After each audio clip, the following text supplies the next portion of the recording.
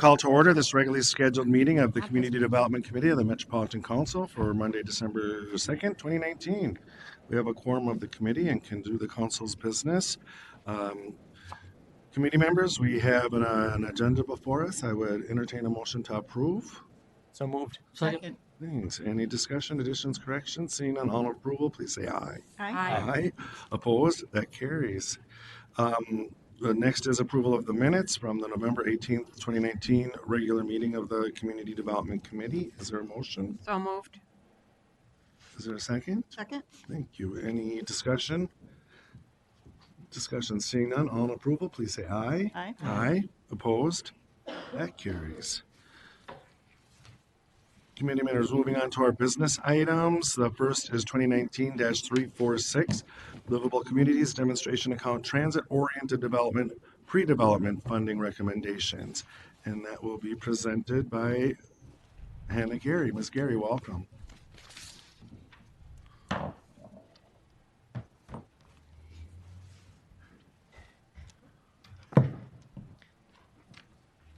Thank you, Chair, committee members. I am Hannah Gary. I'm a senior planner with the Livable Communities Act, and I'll be presenting the 2019 Fall Round Pre-Development Funding Recommendations. So the staff recommendation before you today is that the Metropolitan Council award one Livable Communities Demonstration Account Transit-Oriented Development Pre-Development Grant totaling $100,000 and authorize its Community Development Division Director to execute the grant agreement on behalf of the Council. The purpose of the LCDA TOD program is to promote moderate to high density development projects located within walking distance of a major transit stop that typically include a mix of uses such as housing, jobs, restaurants, shops, and entertainment. The 2019 Livable Communities Fund Distribution Plan allocated up to $500,000 for TOD pre-development awards, $250,000 available in both a spring and a fall funding opportunity. To go over the review process a bit, we had one pre-development application submitted this fall round. This application was reviewed by a team of council staff. Staff assessed the application based on land use, implementation potential, catalytic value, and readiness. The application did meet the minimum threshold of 45 points to be eligible for funding. As I stated earlier, there was one application submitted to the TOD pre-development program this round. The application from the City of St. Paul scored above the minimum threshold and is being recommended for full funding at $100,000. So the project being recommended is River Balcony. This is part of a larger vision to reconnect downtown St. Paul with the Mississippi River. The project is proposing 400,000 square feet of office space, 350 apartment units, 150 condo units, 250 hotel rooms, 20,000 square feet of retail and restaurant space, and 5 acres of additional public space, which includes an urban promenade. The grant would support schematic designs and drawings, a phasing plan, cost estimates, funding analysis, maintenance and operations management agreement, and a community engagement process.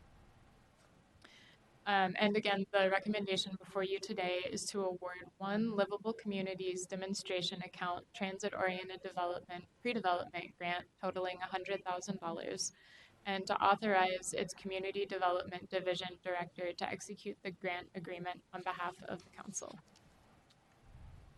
Thank you, and I can take any questions. Thank you, Ms. Gary, for the presentation and for your work on this. I do have a question to start. So does that mean the remaining balance of the LCDA TOD pre-development account is rolled over into the next round of applications?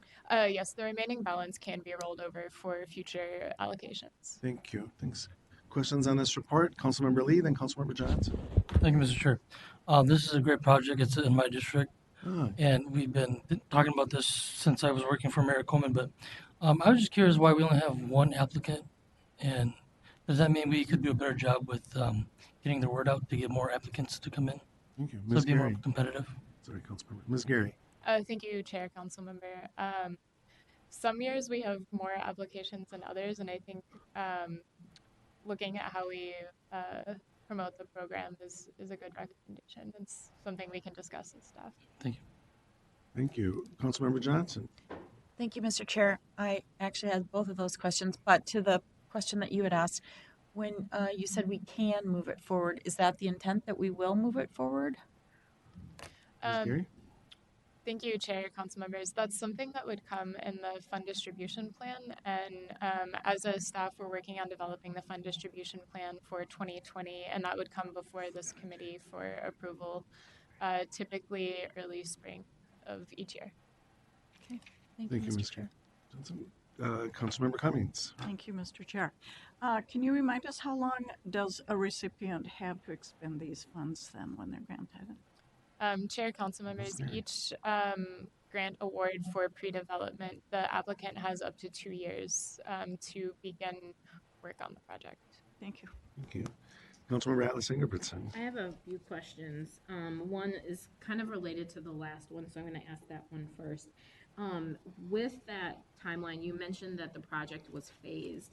Are they expected to complete all of the phasing within the timeline, or just a particular portion of one of the phases, or 2 of the phases, or 3 related to how many there are? Yeah. Ms. Gary. Chair, council member. The pre-development projects are a little bit different than the development projects. So the deliverables that we're looking at in this grant would be supporting more of the planning for those phases rather than the phases themselves. With the development projects, the way that we look at the phasing is the phases that are presented in the application itself are expected to be the application team is expected to begin on all of the phases that are described in the application, but with pre-development, we're supporting more of the planning work that would go into the phasing for the future project. Thank you. Councilmember. Thank you. And then I'm curious about, do we ever hear, or does the rating for this, and I apologize if I missed information elsewhere, have a look at the development, and this isn't specific to this project, but just in general to TOD projects that we are looking at all the time here at our table. Do we see or know, do the projects talk about DBE goals or at the beginning in the planning stage? Where does that come into the planning or the preparation of a project? Thank you. Ms. Gary. Thank you, Chair, Councilmember. That is a question that we ask applicants during the development stage, and I will double check on the exact details of that and get back to you. Thank you.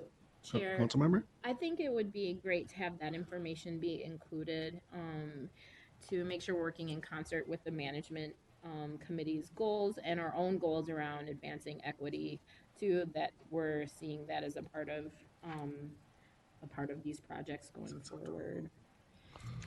Director Barajas. I would just add, thank you, Mr. Chair, council members, that while we provide grants for projects, and we do ask that Hannah will follow up on that on DBE goals, that we don't have a mechanism for enforcement on DBE goals on projects that come through in our grant processes. They're not subcontracts per se. Chair, if I could, I think one of the things that I found throughout my time working in diversity, equity, inclusion is that if we don't track that information, there's no impetus, or even if there's no official tool for accountability, we're not asking, it doesn't matter. Right. I guess what. So, Chair, if I may, my last question. Please, Councilmember. Thank you. My last question is, could you share a little bit about what you expect the affordable housing to look like in this project? Ms. Gary. Thank you, Chair, Councilmember. Affordable housing is currently not included in the application, and we recognize that sometimes the pre-development grants are a bit earlier, and they may not have their housing numbers fully defined, but the application that was submitted to us did not include affordable housing units. Councilmember. Thank you. I did receive a call related to this project and a concern that there may not be an inclusion of affordable housing in it. So is affordable housing a part of the rubric for this type of grant? Ms. Gary. Thank you, Chair, Councilmember. Affordable housing is considered in the housing score, but we don't require that projects have affordable housing to come in through the program. Councilmember. I think that's a curious thing for us to think about going forward in projects. And what I heard, if I'm correct, is that it doesn't mean that there isn't going to be affordable housing. It may not be at this stage, but I think, again, getting to that point of understanding the intent of someone's project, they should probably know at this point, do they plan on that being a part of the project or not? So that seems to me to be maybe something for us to think about as a committee going forward. If affordable and attainable housing is important to us, Thanks. they're part of our rubrics for projects getting funded. Thank you. And Ms. Gary, can you remind me, please, there was a minimum threshold score that this project had to meet to be Yes. eligible for this funding, correct? Yes, there was. Okay, thank you. Thanks. So, further questions or discussion? Seeing none, Councilmember Lee, did you want to make a motion on this item? Yes, thank you, Mr. Chair. I so moved. Is there a second? Great. Discussion on Councilmember Lee's motion. Any discussion? Seeing none, all in approval, please say aye. Aye. Opposed?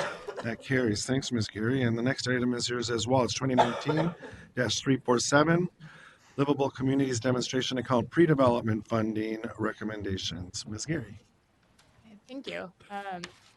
I am now going to present the 2019 Livable Communities Demonstration Account Pre-Development Grant Funding Recommendations. So the recommendation before you today is to award 3 Livable Communities Demonstration Account Pre-Development Grants for a total of $190,000 and to authorize its Community Development Division Director to execute the grant agreements on behalf of the Council. The Livable Communities Demonstration Account funds projects that link housing development, housing, jobs, services, and transit in an effort to create inspiring and lasting livable communities. The fund distribution plan, which was adopted in March of 2019, allocated $500,000 to the LCDA pre-development program. $250,000 is available to distribute in each of the 2 rounds, spring and fall. The spring round of the LCDA pre-development grants was oversubscribed by $10,000 this year due to additional fund availability from the TOD pre-development account. This committee voted to transfer $10,000 from the TOD fund to the LCDA fund to fully fund all of those projects in the spring round. There were 3 pre-development applications that came into the council for the fall round. Applications were reviewed by a team of council staff, and these applications were scored on land use and design, connections to surrounding uses, sustainability, housing, jobs, partnerships and engagement, readiness, and demonstration value. And all applications that were submitted did meet the 30-point minimum to receive funding. There's $190,000 in total requests between 3 projects from 3 different cities. $60,000 remains in the pre-development account after fully funding all eligible projects. And I'll now give a brief overview of the projects being recommended for funding this round. This project in the city of Chaska is coming out of the downtown master plan from the area developed in 2012, which proposed a mix of uses and increased density on the site. A 2018 task force developed a concept plan which included commercial activities on the east side of the street and residential uses on the west side. The proposed residential development includes a mix of affordable and market rate housing. Current affordability levels are proposed at 31 to 50% of area median income. The city is partnering with affordable housing developer ArtSpace to conduct a market study to determine more specifically the need for affordable artist housing at this site. The award would support this market study, which would catalyze future development on the site. This project from the city of South St. Paul is coming out of corridor planning done for the area. The proposed vision is for higher density and fill development, bringing a mix of uses to the area. The city has identified 2 sites with 2 prospective developers for multifamily residential developments. Current proposals would bring 250 new housing units to the area, 230 of which would be affordable at 51 to 60% of area median income. The award would support site planning, geotechnical analysis, development of a stormwater management plan, and financial analysis. And finally, this project coming from the city of St. Paul is being proposed by the current owner of a grocery store on the site who is looking to create a higher density mixed use building that includes affordable housing options. The project would support existing local small businesses and create space for future small business owners. A goal of the project is to maintain the cultural destination of the grocery store and provide more space to expand and develop the area further as a regional cultural destination. The grant will support design workshops, a feasibility study, a site plan, and a stormwater management plan. The developer is currently talking with nearby business owners about what they would like to see on the site. And again, the recommendation before you is that the Metropolitan Council award 3 Livable Communities Demonstration Account pre-development grants for $190,000 and to authorize its Community Development Division Director to execute the grant agreements on behalf of the Council. Thank you, and I can take any questions. Thank you, Ms. Gary. Discussions on that report, Councilmember Cummings. Thank you, Mr. Chair. Just a general question about awarding these grants, and obviously it's not necessary in this, but if there are more requests than we have funding for, are partial grants ever made? Ms. Gary. Thank you, Chair, Councilmember. I have not experienced that situation in the year that I've been working with the Livable Communities program, but that's something that I can look into and give you a more specific answer. Thank you. Thank you. Councilmember Vento. Mr. Chair, Ms. Gary, what's the minimum point requirement for this grant? Ms. Gary. Thank you, Chair, Councilmember. The minimum score for eligibility for the pre-development grants is 30 points, which does not include their housing performance score. Okay, thank you. Councilmember Atlas Ingerbritsen. Thank you. In the housing, could you describe what that rubric is? Ms. Gary. Thank you, Chair, Councilmember. We typically look at whether or not the project is including affordable units. We look at if options are being increased in the area, so how much, what is the proposed unit mix in terms of affordability, type of housing, bedroom sizes compared to what exists in the surrounding area. And look at, we typically don't look at a total number of units, but are looking at whether or not it's supporting special populations, but looking at how this project could be increasing housing choice and opportunity through the project. Councilmember. In the case of, I think, if I'm right, one of these, the Little Saigon Plaza affordable housing, I'm guessing comparatively to housing in the area currently, even at that 61% AMI level, 60 to 80% AMI, is a lot more than what's currently there, which would definitely be a moniker for displacement of people in the area. Was that something that was talked about in that project, or, you know, it's not really attainable housing for people who currently are in that community? Ms. Gary. Yeah, thank you, Chair, Councilmember. That specific item was not discussed in their application from my memory, but I can follow up with the applicant and provide a more specific answer.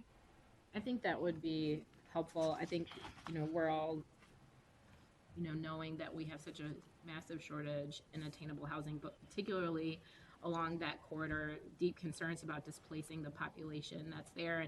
And I found it interesting, and so I'm just curious, I'd like to hear that follow-up, if the idea is to leverage the cultural value of that community. Is there explicit plans on how that dollar point market value that they want to get for the housing actually allow them to work in an inclusive manner with the population? Girl, I've got it. Have a good night. Feel better. Please take care of yourself, Director Barajas. Please. And was there a question in that? No, that was just, okay, thank that you. would be helpful. I didn't hear one, but that would be Thank helpful you. to hear. Thanks. Would be curious. Thank you. no, I feel like I'm kind of flying solo here. We're with you. Okay, right on. Further discussion on that report, Councilmember Johnson. Thank you, Mr. Chair. And on the Grand Avenue Gateway, is this also in partnership with the county? Do you know if this project Ms. Gary. is in partnership with the CDA? Thank you, Chair, Council Member. That I will follow up with you. Okay. And then maybe I missed it, but did you also discuss the level of affordability that would be included in this project? Ms. Gary. Thank you, Chair, Council Member. Right now, and as I've mentioned with some of the other projects, with the pre-development grants, we do anticipate there being some change in the level of affordability. Their initial proposal right now is 230 units of 250, which would be affordable at 51 to 60% of area median income. Okay. And Mr. Chair, Councilmember.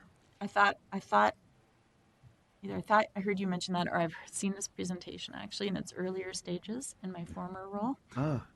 But I think too, just for our purposes, like it'd be nice to have, if we have that information that it's in each of the outlines of the recommended award, that would be nice. Certainly, what percentage of affordability matters to the council, and just having maybe that type of information that's just consistent throughout each of the explanations of the recommendations would be helpful for me. And I do appreciate too, just in the grid that you've given, it's out of a possible 70, because I'm, I think on the former one, I'm not sure if it was out of 100, but just I'm still in learning mode. So just, looking at some of the highlights that are, consistent from plan to plan is helpful for me. Thank you. Thank you. Thank you, Councilmember. Thank you, Ms. Smith, for joining us here at the DS. Further questions on this report? Councilmember Lee. Thank you, Mr. Chair. I just want to thank my colleague, Councilmember Johnson, for those questions. I think with the housing crisis on our hands, I suppose these developers don't have to come to us and work with us, but since they do, I think it's important that we try to negotiate as good of a deal as we can for our constituents for housing affordability. Thank you. Thank you. Councilmember Johnson. And just one final comment, and again, I wasn't understanding if this is formally part of the rubric scoring, but I know maybe it was just DBE, we can't enforce it, but again, to the point that Councilmember Alice Ingebrigtsen mentioned, it would be also good to know ones that are at least in earnest seeking that or have committed to doing that, even on the backside, for us to see maybe a bit more how that score landed on some of those measures, again, because those are priorities as mentioned for the council. And I know certainly if you're on the review committees, you're getting the full. So I'm confident that the review process is thorough, but I just think it'd be nice on a cursory level to see some of that as it comes before the council. Thank you. Thank you, Councilmember. Further discussion on this report? Further discussion? Seeing none, I would entertain a motion. So moved. Thank you, Councilmember Vento. Is there a second? Second. Discussion on that motion. Any discussion? Seeing none, all in approval, please say aye. Aye. Aye. Opposed? That carries. Thank you, Ms. Gary.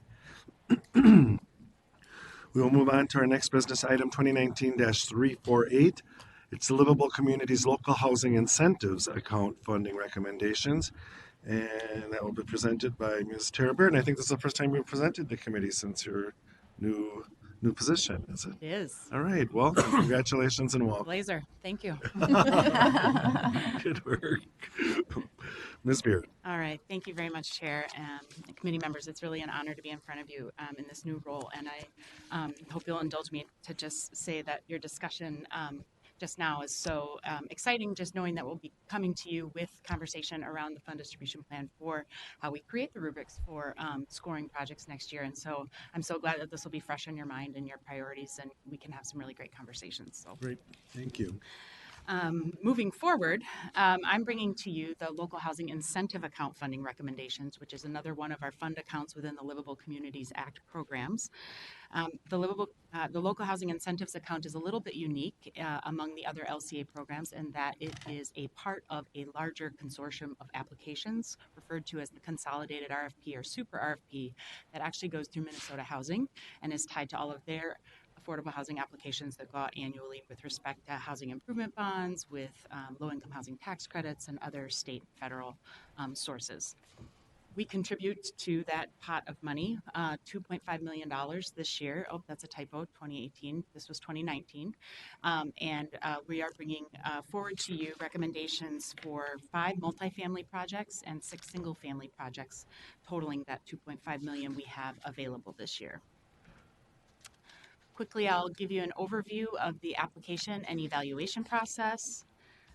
This is a fun little graphic explaining kind of how it works since we do not internally review the projects, but with a collaboration. So the RFP process goes through Minnesota Housing. They submit an RFP every year. There are multiple stages of review with multiple staff within Minnesota Housing, as well as other partners such as Greater Minnesota Housing Fund, Met Council staff, of course.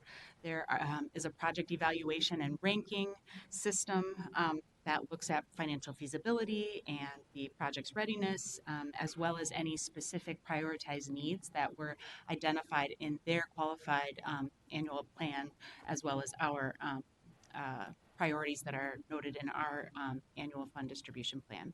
So that could be things like very large bedrooms or deeply affordable things. So priorities like that are also considered. Then project selection and funding recommendations come out. Generally, we, as a courtesy, wait for Minnesota Housing to make their recommendations before we make ours public, simply because sharing our recommendations, which are our award recommendations, which are generally much smaller than Minnesota Housing's, can kind of create a frenzy around what their recommendations might be, and it's actually makes more sense to kind of wait. And that's why you see the calendar in front of you today. I'm seeing a 2018 theme here. So I apologize for those typos. For 2019, the calendar is correct because I did update this slide because last year the Community Development Committee heard these recommendations in November. So I can promise that at least the information on the slide is correct, if not the title.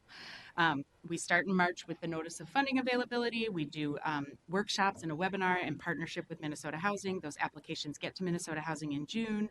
And in July, we start having the conversations with multiple partners and multiple departments and divisions of staff within Minnesota Housing, from underwriters to policy folks to RFP process managers. This year, normally it's in October, but this year Minnesota Housing took its funding recommendations to the board in November, which is why we're not coming to you until December with our LHIA portion of the consolidated RFP award recommendations. So that lands us here. A couple notes on our funding recommendations. We try to maximize all funding available, and the LHIA money is more flexible than a lot of the sources at Minnesota Housing, and sometimes there are some Minnesota Housing sources that are a little different or flexible in a different way. So we try to fund as many eligible projects as possible, but because of the flexibility of the money, sometimes we may put more money into a project that doesn't meet as many of our goals as another project, simply because the project we more highly regard is already going to be fully funded. And so that money can still be used for a good project to create affordable units. But the way that the complex world of layering different funding sources in the development of affordable housing really requires some flexibility and some kind of back and forth conversations. Not all projects that go to the super RFP request local housing incentives account money, nor are all eligible. But we will sometimes look at projects that are eligible but didn't request LHIA, and if we're interested, we can have conversations about funding them. Sometimes there are projects that meet local housing incentive account priorities, but other funding sources can't fully meet their need. And we look to apply LHIA to other projects generally in that case so that the money can be used for a project that's actually going to get built, even if perhaps a more competitive project applied. If they are not getting fully funded, our money is, again, usually last in and kind of a smaller amount than other sources. So we try to keep that in mind as well. Ms. Beard, I have a Yes. question from Councilmember Chambliss, please.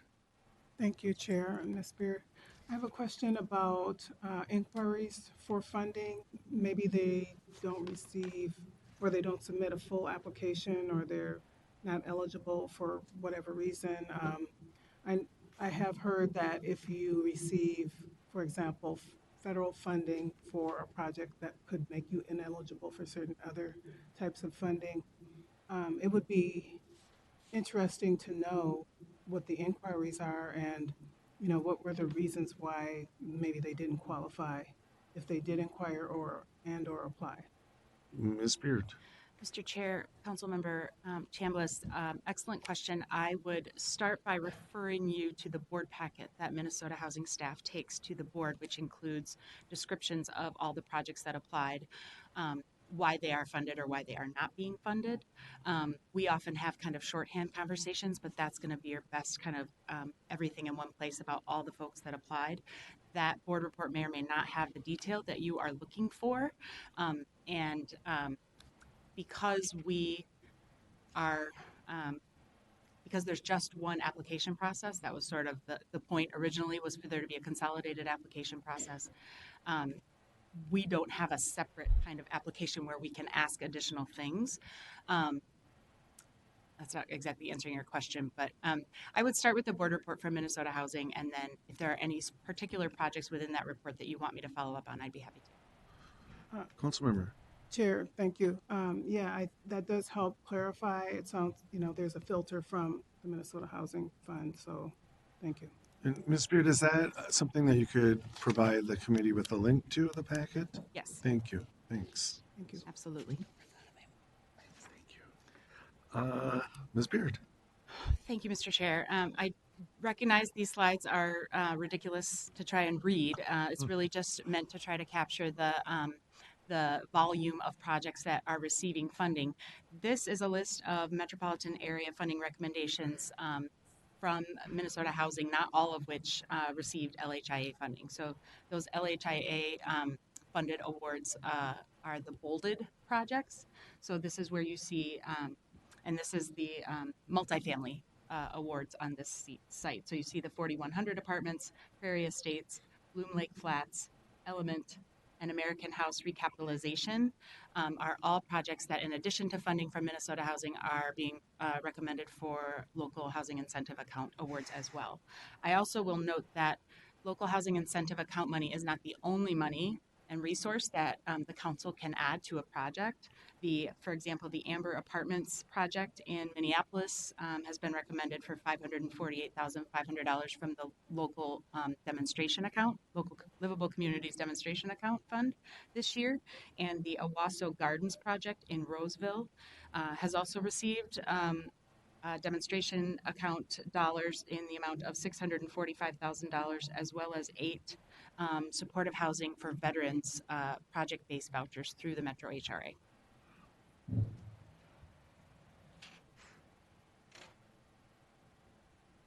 These are the single family recommendations, also very long. Also noted, the bolded projects are ones where the council is recommending funding either solo or in addition to awards from Minnesota Housing for those single family housing projects. So there are 24 homeownership awards, 16 of those are in central cities and 8 are in suburban communities.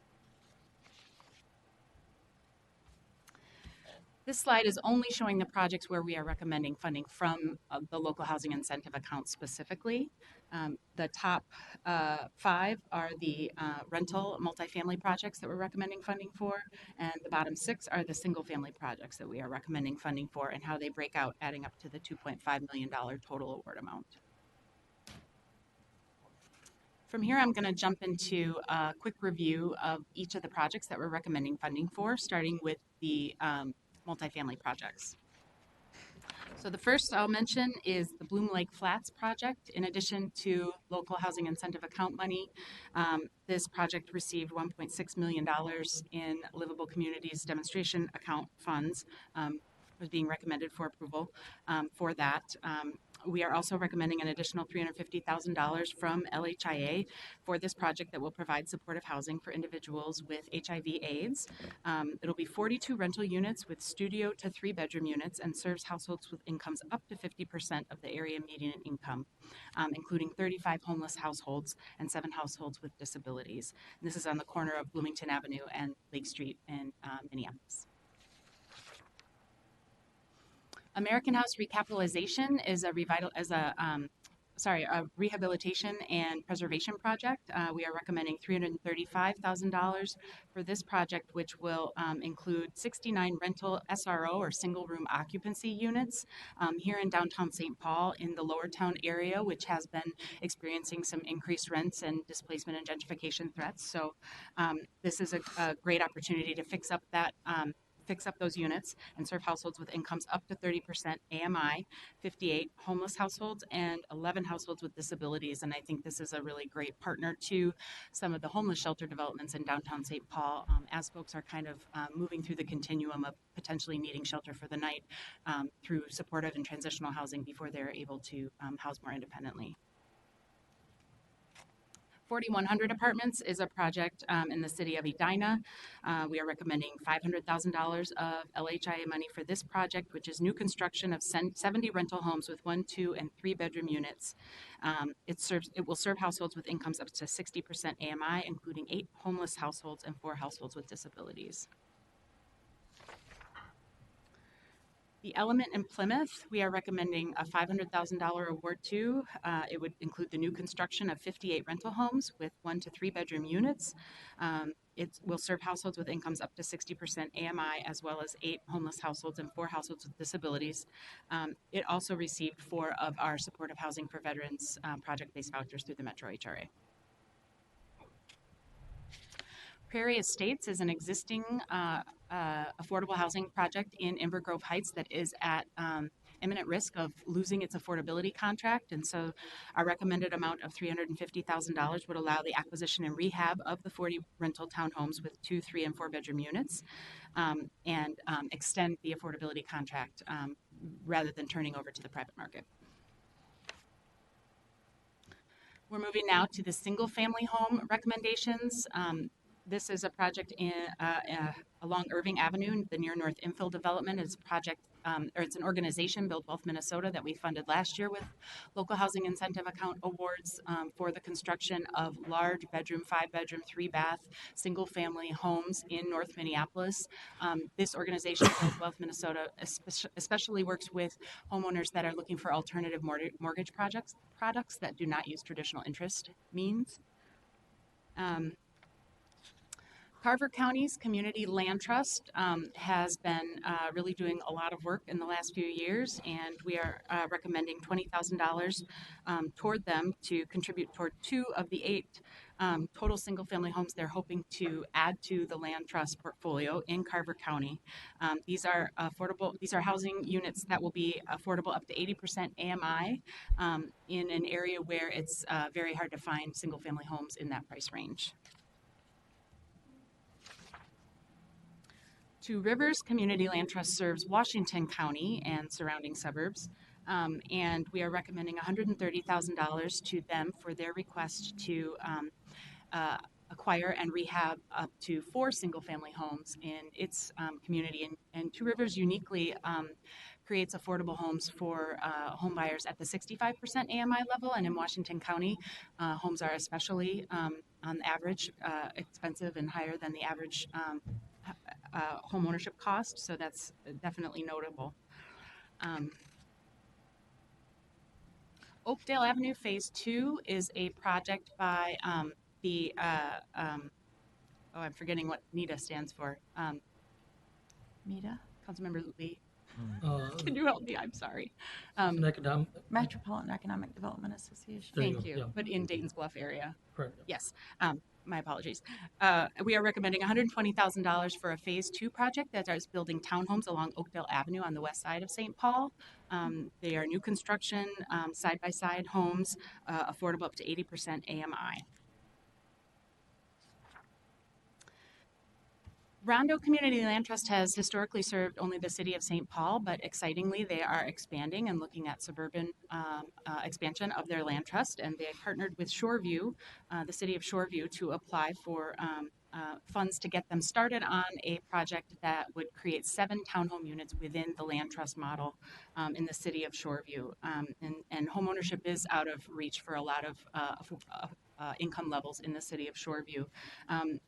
Unfortunately, through the consolidated RFP, Minnesota Housing is not funding this project, but we had conversations with both Minnesota Housing, with Rondo Community Land Trust, with the city of Shoreview about a partial award that would allow them to get a lot of work done this year in site development and make them more competitive for application to Minnesota Housing next year for additional construction funds.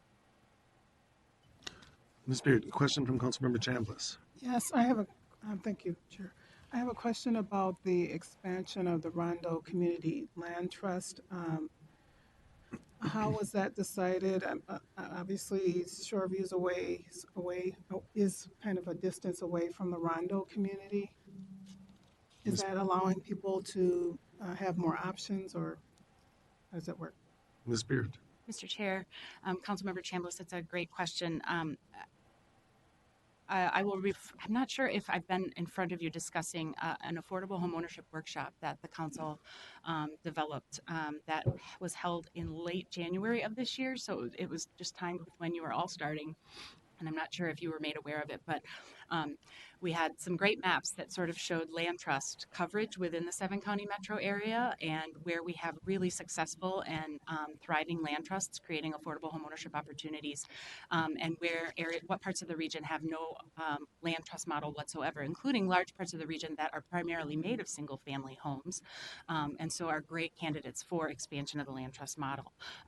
In that workshop, we both talked to Two Rivers, who had not acquired any new homes in their portfolio for quite a few years in Washington County, and Shoreview, the city of Shoreview, was there, as well as Rondo Community Land Trust. Shoreview had been working with NeighborWorks Home Initiative around how to create some more affordable homeownership opportunities in Shoreview, which is, again, notoriously high home prices. And I believe at that workshop, they were able to kind of have a conversation. There's never been anything keeping Rondo from providing other adding units from outside of the city of St. Paul. Generally, each individual land trust kind of has its charters and rules and about what community they serve, but other than the Rondo and the City of Lakes Community Land Trusts, which serve St. Paul and Minneapolis respectively, the other 4 land trusts in our region serve either the entire suburban community of a county or entire counties. So it's not at all strange for a land trust in St. Paul to be able to also serve another city within Ramsey County. Thank you. Councilmember. Yes, Yep. thank you. I have one other question, and that is regarding in your tables where it refers to preserved units and it gives a number. Mm-hmm. Are there any units that are not preserved or Yes. that are going away? Ms. Beard. Thank you, Mr. Chair. Councilmember Chambliss. Are you referring specifically to the single-family projects or all? Both. Yeah, all. So my understanding is that all of the multifamily projects are preserving units that already exist. And they're generally acquired, rehabbed, and then put back on the market at income-restricted rents. For the single family, some of the projects are preservation because, for example, we are helping bridge the gap between what a household earning, say, 80% AMI can afford for a mortgage and what the actual market value of that home is, oftentimes in very expensive single-family neighborhoods. So that is, in a sense, the preservation of an existing unit. It brings it into an affordable housing kind of system that is then enjoyed or continues after the home sells in perpetuity. But there are a couple of single-family applications that are new construction as well, and so those would not be preservation. Councilmember, is that getting to your question, or were you asking more about how many are actually lost? What's Yeah, the net well, gain or net loss? yeah, the net gain and net loss would be interesting to see because, obviously I'm thinking about displacement and affordability. A lot of times when the units turn over, sometimes people are required to reapply, get a new credit check, and maybe they don't qualify, and then there's displacement. So I just wanted to understand, what the definition of preserved was. There's probably some additional questions that I'm talking about here, but in that expand beyond preserved in terms of displacement. So I would be interested in knowing what our stance is to make sure that when we do have, especially for the multifamily housing, that we're not displacing people or requiring them to have a significant increase in their rent if they do stay. Okay. So how do we know that this is not happening? Sure. Ms. Beard? The negative impacts. Mr. Chair, Councilmember Chambliss, I would have to look at the particulars of each of the preservation projects to get back to you for certain.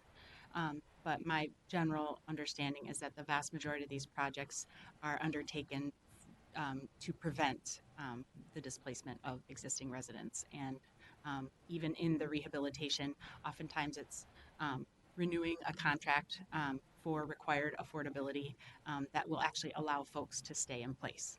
So I believe that's the intent behind the vast majority of these projects, but I'd have to check them in a little bit more detail to be sure, so I can get back to you on that. I would appreciate that. Thank you. Thank you. Ms. Beard? Okay. And then the last, I believe, award from single family projects with LHIA funding that we're recommending is $120,000 to the West Hennepin Affordable Housing Land Trust for Western Hennepin County suburbs. And we have funded WALT, or Homes Within Reach, as it's also called, many times for a lot of great single-family homeownership opportunities in Western Hennepin, Western suburban Hennepin County. They they allow the acquisition of units for households earning up to 80% AMI, and they are getting funding from Minnesota Housing as well to do 10 units, and our money will help with 2 of those units. So our 2019 local housing incentive account anticipated outcomes are as listed. Again, I promise I did update this slide so that what you see on under 2018 LHA awards is actually what we're recommending funding for this year, and the total is adding this year's recommendations to last year's. So you can see many new additional rental and ownership units, preserved and rehab housing units, and quite a bit of private and other public investment leveraged. So in summary, our funding recommendation is that the Metropolitan Council award 5 multifamily and 6 single-family local housing incentive account grants as shown in Table 1, totaling $2.5 million, and authorizing the Community Development Division Director to execute the grant agreements on behalf of the Council. Thank you.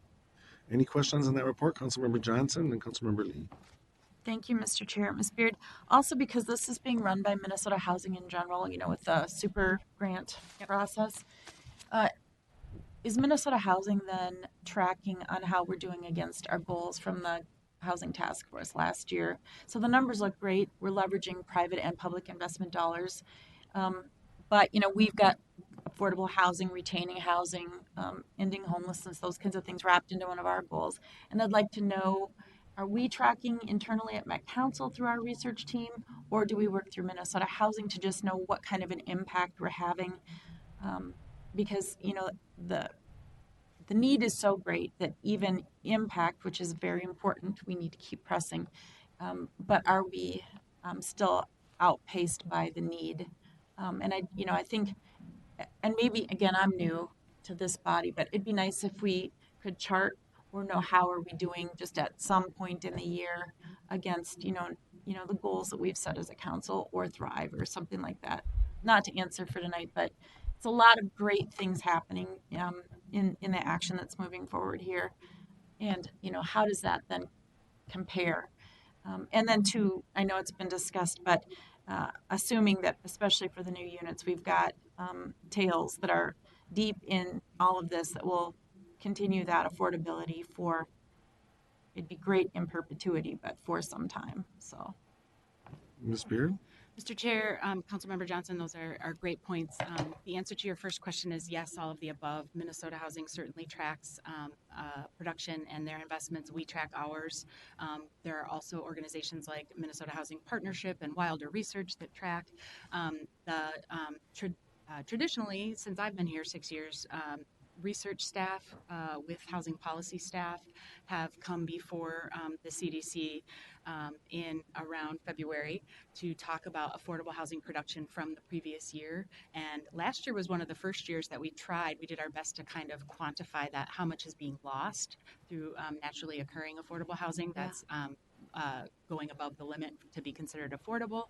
And so trying to add to the conversation. Sometimes we're looking at numbers that are just, this is how the region is doing. We have a dashboard on the housing policy plan portion of the council's website. And that's more general. Here's sort of how things are looking and where trends are going. What I'm not as familiar with is how we directly track what LCA dollars funded and what that looks like, other than this last slide. Here, in kind of gross dollar amounts. That may not be because we don't have them. It may just be because I'm still digging into all the rich work that the Livable Communities group has been doing prior to my arrival. Councilmember Johnson? Mr. Chair, just briefly, and this again would be a Minnesota housing question for sure under this scenario, but even with the grants that come before us that can't get funded, I've always wondered what is out there that's been approved or is in pre-development but likely to be approved, but is lacking some kind of funding. So we've got stuff sitting in the wings, but we just can't get it funded. How much of that is sitting there close to ready to go or on its way to ready to go? Does anyone quantify or put some numbers around that? Because we talk about the need, we know that we need more money, but as we continue to push developments through and support them and all that, it's just always astonishing to me how long even some of these really well put together packages have to wait for funding, which of course drives up the costs. So is there anybody keeping an eye on what's in the wings throughout the region that we just can't get funded yet, but they're sitting in queue somehow? Ms. Or that Beard? we lose perhaps? Sorry, Mr. Chair. Sorry, Councilmember. Ms. Beard? Mr. Chair, Councilmember Johnson, other than a request for that from information from Minnesota Housing, I'm not sure that that's something that gets kind of put out for general consumption. You will hear sometimes in the review conversations of projects, well, this is their second year trying, and I referenced the project that wasn't getting funding from Minnesota Housing, but that with a little help from us could hopefully be more ready next year. So that does happen, but I don't know if that's put out there intentionally. Thank you. Thank you. Thank you. Further questions on that report? Councilmember Cummings? Thank you, Mr. Chair. Ms. Beard, going back to Prairie Estates, where you said that the affordability was about to expire, and this would help to extend affordability for how long? Ms. Beard? Mr. Chair, Councilmember Cummings, I'm afraid I don't know that answer. I would be shocked if it were less than 15 years. It may be more. I will get back to you. Thank you. Thank you. And my apologies to Councilmember Lee. I know you were. Oh, that's fine. Don't worry about it. Councilmember Lee. Thank you, Mr. Chair. My question, I think we probably don't have control over, but I was curious anyway. At least 3 projects set aside units for homeless people. Last week, Chair Cummings and I had a wonderful and humbling tour of the Dorothy Day Center. And it was amazing how thoughtful that the staff were about basically it's a really big one-stop shop for the homeless and unsheltered community. And so I was wondering if for these locations, these projects, who is providing this service? Is it an in-house thing, or are they contracting with a third party? And the reason I care is because I've never been homeless, but I did grow up poor and on welfare like a lot of immigrant kids, and I think it's important that we know who our partners are that is doing this service, so that um, if we fund these kinds of projects and that they're competent staff and they have the capacity, so that in a few years the project doesn't fizzle out, and then other governments or people who don't like the Met Council point the finger at us and say you guys messed up. You guys aren't really sincerely dedicated to sheltering the unsheltered. And so, as an atheist, I don't care if it's Dorothy Day that comes in or whoever could be doing it, but I just want to know that they're competent people. Ms. Beard. Mr. Chair, Councilmember Lee, I am not sure how the supportive services component is considered in the application or scoring process. I would have to get back to you on that. My sense is that these projects are still so early that not even being in the ground, the developer wouldn't even be able to move forward a contract with a support services agency who may or may not even have staff, in a year and a half when the project was actually up and bodies were needed. So my instinct is that probably happens quite a bit later in the process, but I will definitely check on that and see if I'm mistaken and there is some conversation about the supportive service provider in the application process. And Councilmember Lee, Ms. Smith has something to add to the I could maybe just add a little bit. So you're going to hear from me next on project-based voucher awards, and some of these projects are overlapping. But projects that have supportive services components or are serving specialized populations, such as people experiencing homelessness, generally have support services components to their contracts. And I'll get into some of that in the next presentation, but I think a lot of the developers that are typically developing supportive housing have long-term partnerships with service providers or even have in-house services like Common Bond Communities, for example, have the Advantage Services component of their business that they incorporate those services into all of their projects to help special service or special needs tenants that are either homeless or disabled or some other specialized population. Thank you. Further questions on Ms. Beard's report? Further questions? Seeing none, there is a proposed action on this item that the Metropolitan Council award 5 multifamily rental and 6 single-family ownership local housing incentives account grants is shown on table 1, totaling $2.5 million, and to authorize the community development director to execute the grant agreements on our behalf. Is there a motion to approve? Mr. Chair, so move. Thank you. A second?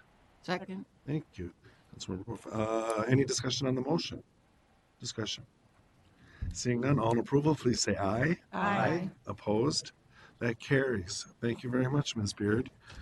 Ms. Smith will step down from the dais and over to the presentation desk for the next item on 2019-349, project-based voucher award recommendations. Ms. Smith, thanks for doing double duty tonight. Good afternoon, Mr. Chair and members of the committee. I'm going to say I also have a cold. I can hear it. And so I'm hoping to get through without having a coughing fit, but I will say the council does have a good sick policy in place. And Lisa and I were both home last Wednesday and Thursday, and this stuff just is hanging on. So I have some cough drops, but hopefully I can get through this.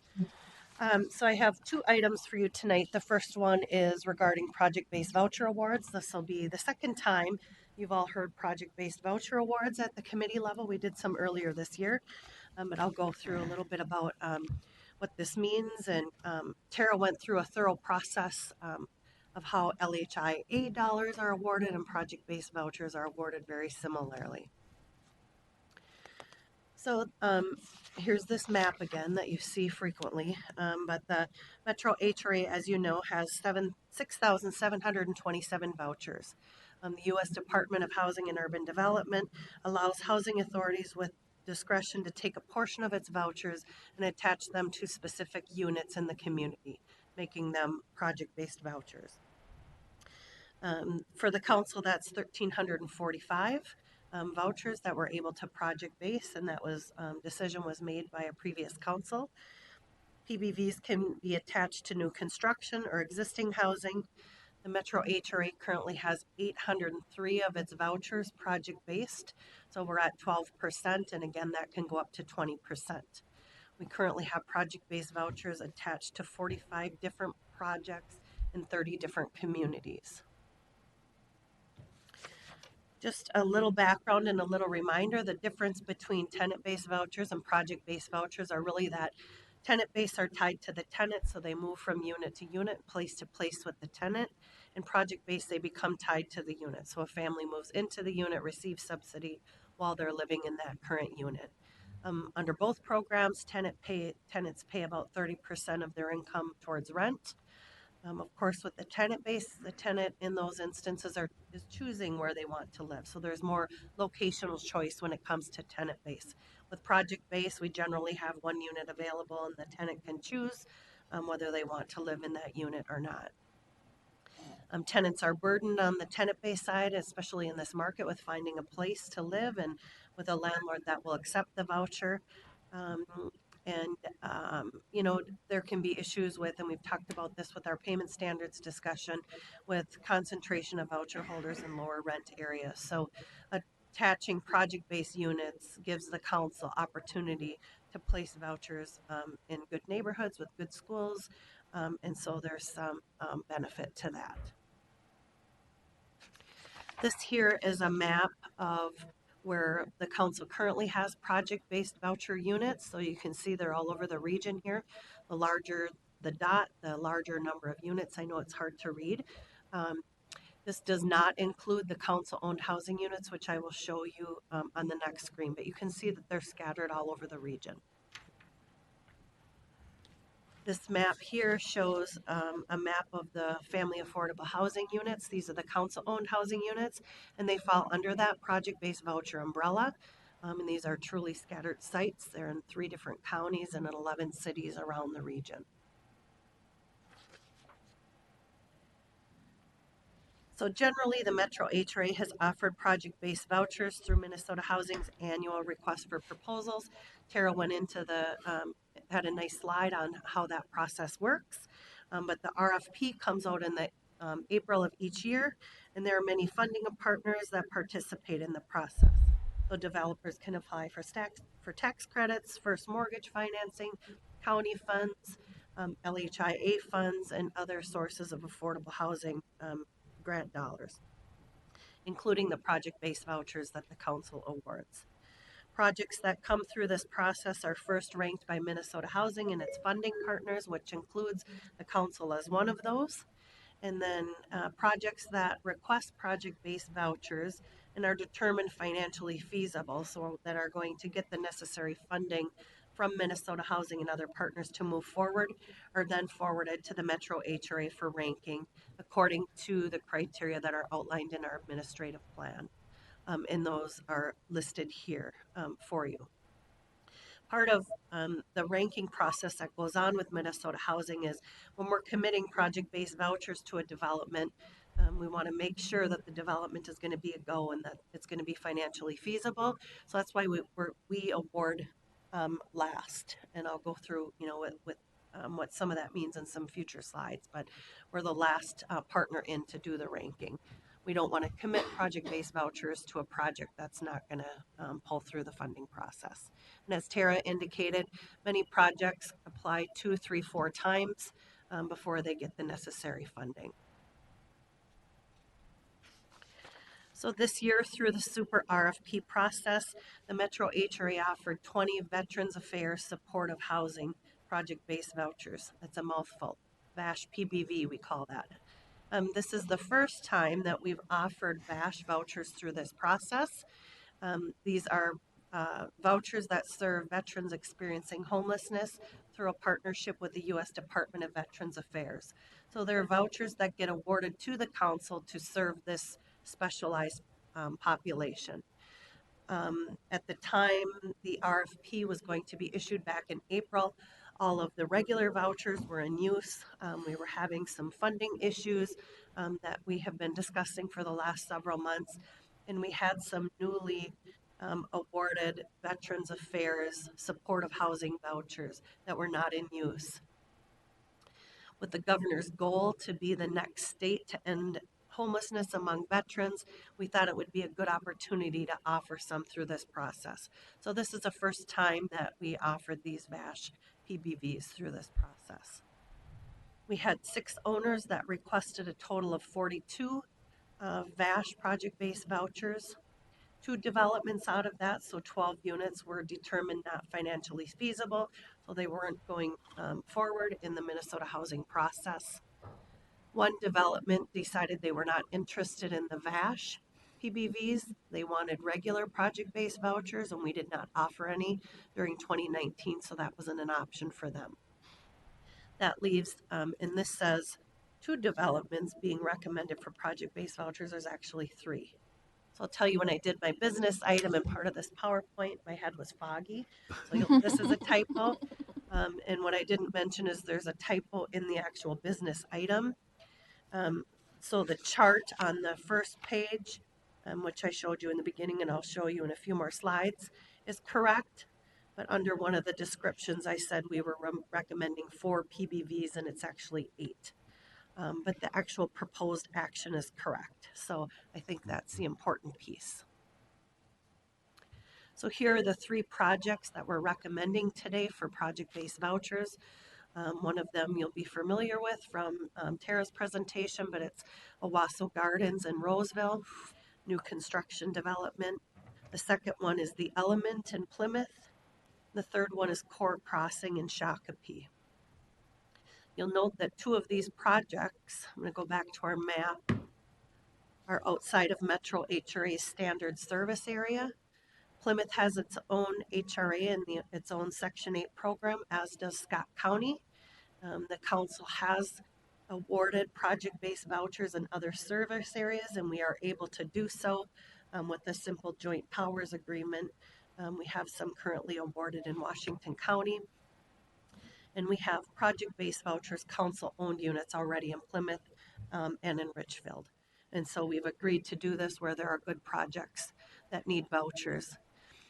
I think the difficult part for some of these small housing authorities is that they have so little vouchers, they don't have any available to project base. So we've partnered with them in an effort to place some in these other service areas. So the first project that Tara talked about a little bit is Owasso Gardens. This is a proposed development in the northeast corner of Roseville.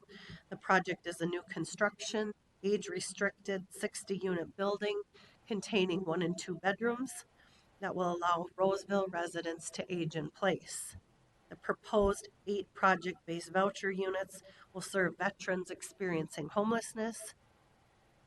All the veteran vouchers come with services through the U.S. Department of Veterans Affairs, so the VA.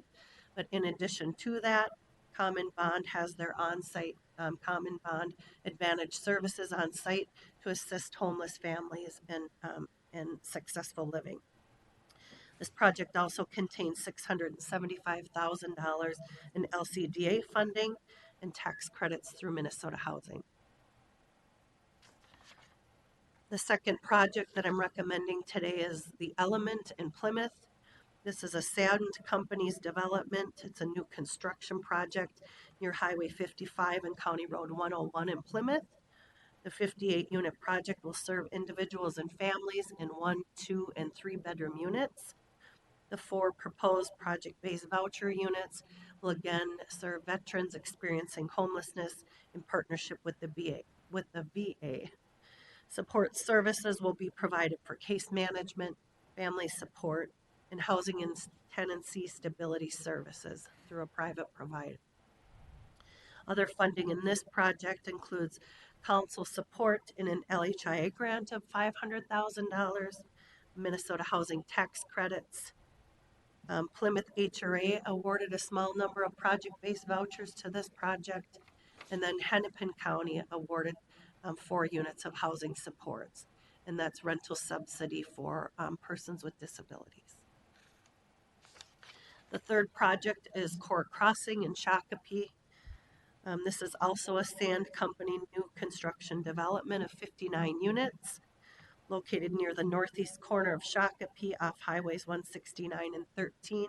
The 1, 2, and 3 bedroom units will serve individuals and families. Here again, the 8 project-based units will serve veterans experiencing homelessness with services provided by the VA, in addition to an on-site service provider that will provide tenancy supports to ensure success in independent living. Project contains additional funding support through Minnesota housing tax credits. And here in this development, Scott County has awarded 4 units of housing supports to serve individuals with disabilities. So next steps, if you approve these projects, the first step will be for the Metro HRA to enter into, it's called an agreement to enter into a housing assistance payments contract with the owner. It commits the project-based vouchers during the construction period. Once construction is complete, in about a year from now, a year from this summer, the units will be inspected to ensure that all meet health and safety requirements. We will then enter into a contract with the owner to provide subsidy. We typically do 20-year contracts for the project-based vouchers. All units that serve veterans are filled through referrals from the U.S. Department of Veterans Affairs, and then we begin making rental payments on behalf of homeless veterans. So the recommendation before you today is that the Metropolitan Council approve the award of Veterans Affairs Supportive Housing Project-Based Vouchers, assistance, and authorize staff to execute the necessary documents with the project owner for the following 3 projects. Owasso Gardens, 8 units, The Element, 4 units, and Core Crossing, 8 units. Again, in your business item under Core Crossing, it says 4 units. It's actually 8. And with that, I'm happy to answer questions, Mr. Chair. Thank you, Ms. Smith. Questions on that report? Councilmember Cummings. Thank you, Mr. Chair. I have a couple of questions. Do we have an idea at this point about how many veterans there are that are currently experiencing homelessness? Ms. Smith. Mr. Chair, I can get you the exact number, but I participate on a biweekly meeting with the Minnesota Department of Veterans Affairs with the effort in Minnesota, and it's less than 200. At this point, I think the veterans that there are continually veterans being added to the Veterans Registry and also taken off, but I would say the veterans that are left to house are likely the hardest to house population of veterans. Thank you. Thank you. Councilmember Cummings. Do you think that it is possible this year to actually house all of our veterans? Ms. Smith. Councilmember Lilligren, to get to a net zero, I think that's very possible. I don't know if it'll happen by the end of the year, but I absolutely believe this is possible. There are so many 11 state agencies, the Metropolitan Council, service providers, counties, cities, all working towards this effort. And there's a weekly meeting where they go through the by name directory and go through the list to make progress. So I absolutely believe it's doable. Thank you. Councilmember Cummings. Thank you.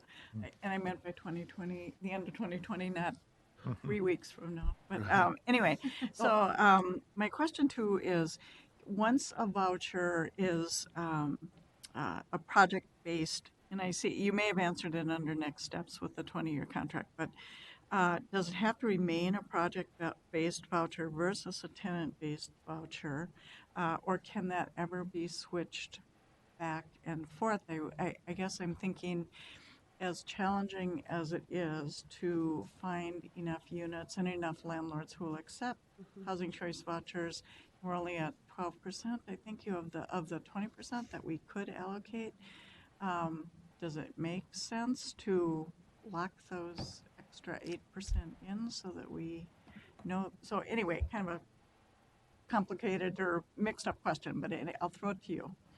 Councilmember Lilligren and Councilmember Cummings, once a tenant lives in a project-based unit for 12 months, they have the opportunity to take a tenant-based voucher with them and move to a unit of their choice, assuming the housing authority has a voucher available. In most cases, we do. This year we do not because of our funding issue, and while we're in shortfall, we're not issuing those vouchers. But in my 20 years here, we've only had a freeze on project-based vouchers 3 times. So people can take a voucher and move, and then we fill the unit with the next um, tenant that's available for that project-based unit.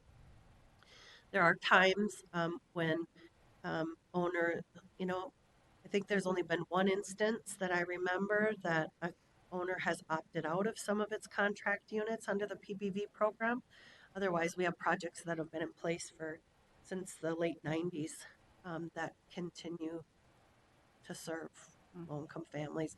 And then your second question, I think it's a real good strategy for us to try and get to that 20%.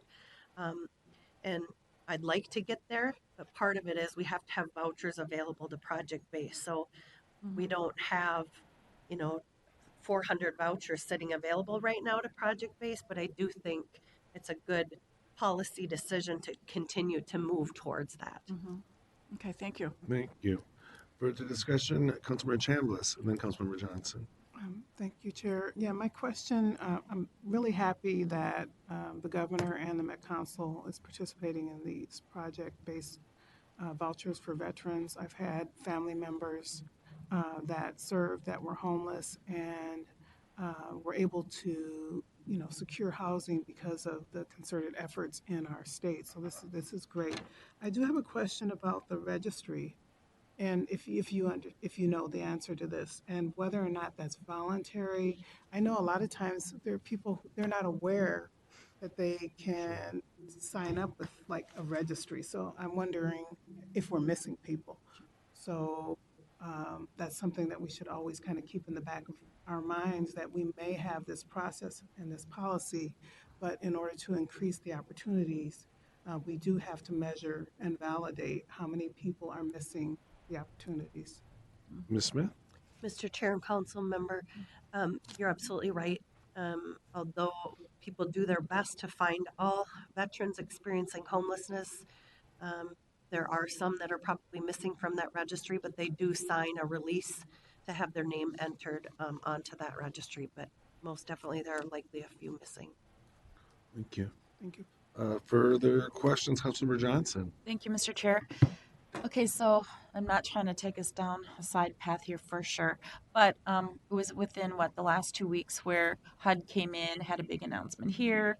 Funding was coming in. I think it was tied to those folks or families with disabilities, maybe.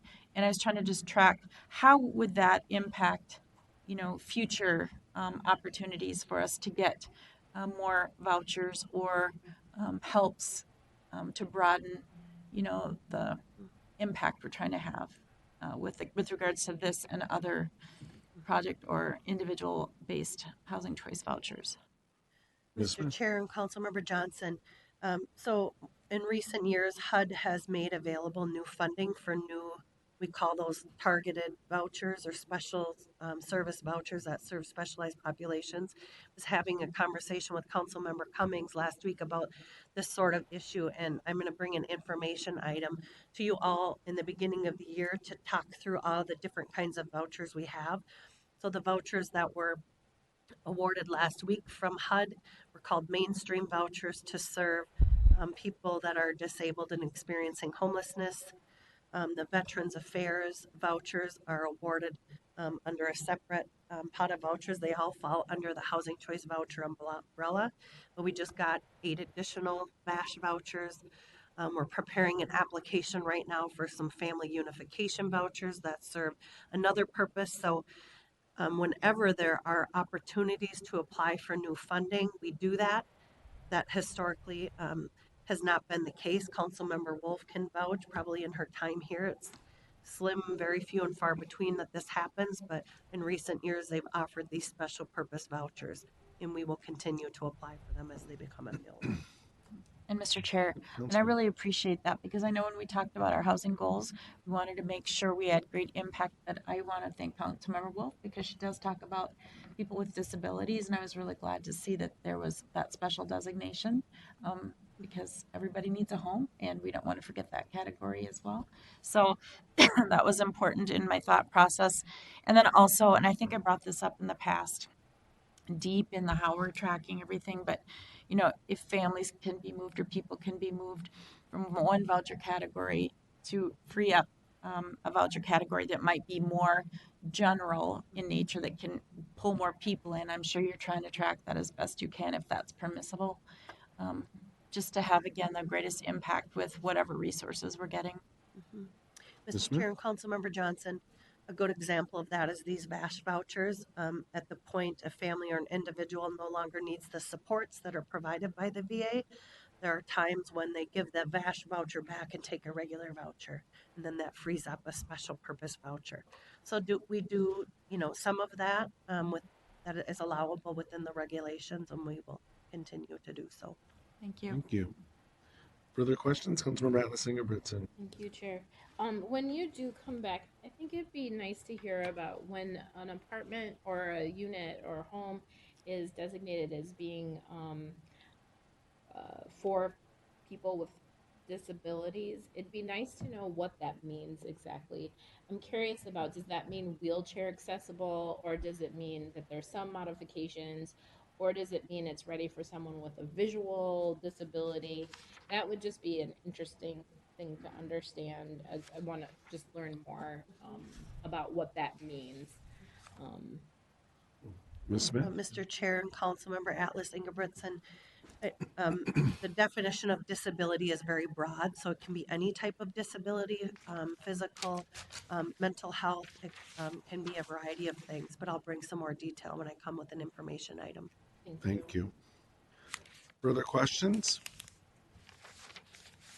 Seeing none, Ms. Smith has made a recommendation that the Metropolitan Council approve the Veteran Affairs Supportive Housing Project-Based Voucher Assistance and authorize staff to execute the necessary documents for these three projects. Is there a motion to approve? So moved. Thank you. Second. Thank you. And any discussion on the motion? Discussion. Seeing none, all in approval, please say aye. Aye. Aye. Opposed? That carries. Thank you, Ms. Smith. And now on to your next and final item of the evening, 2019-350, adoption of payment standards for the Metro HRA rent assistance programs. Ms. Smith. Thank you, Mr. Chair. So this one should be pretty fresh. I was here 2 weeks ago with a quite lengthy information item on some options of adopting payment standards for the Metro HRA rent assistance programs. And so my recommendation today is based on that conversation that we had a few weeks ago. So payment standards, again, are rent limits. So it's the amount needed for a voucher family to go out on the open rental market and rent a unit with which to use their voucher. These payment standards are limited by fair market rents that are issued by HUD each October. I'm going to go kind of fast through these because a lot of these are repeat. Fair market rents increased by 5.3 to 7% this year, and that's a substantial increase, probably the third highest I've seen in 15 years doing this work. And so that's a substantial increase, which has substantial budget implications. HUD charges housing authorities with adopting payment standards between 90% and 110% of fair market rents. And our goal is always to adopt payment standards high enough to allow choice in all neighborhoods, but low enough to serve as many families as possible. Here's the process that we go through. When fair market rents are issued by HUD, we go through an annual review process of reviewing rental data by community and by bedroom size.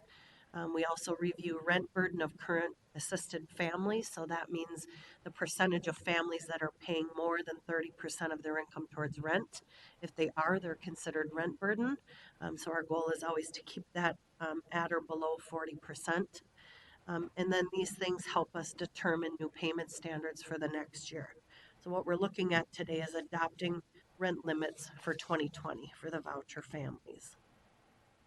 We still have some current challenges in our market. The vacancy rates remain low, below 4%. When that happens, rents go up.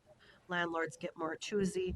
Rents are up 3.5% over last year. So although Joel, our research manager, was here a few months ago presenting an item, but although the rental market is starting to taper off, we know that rents are still rising.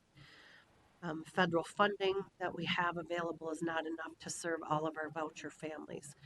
So knowing all these things, we try to take all of these things into account when we're recommending payment standards. The average per family subsidy cost determines how many families we can serve.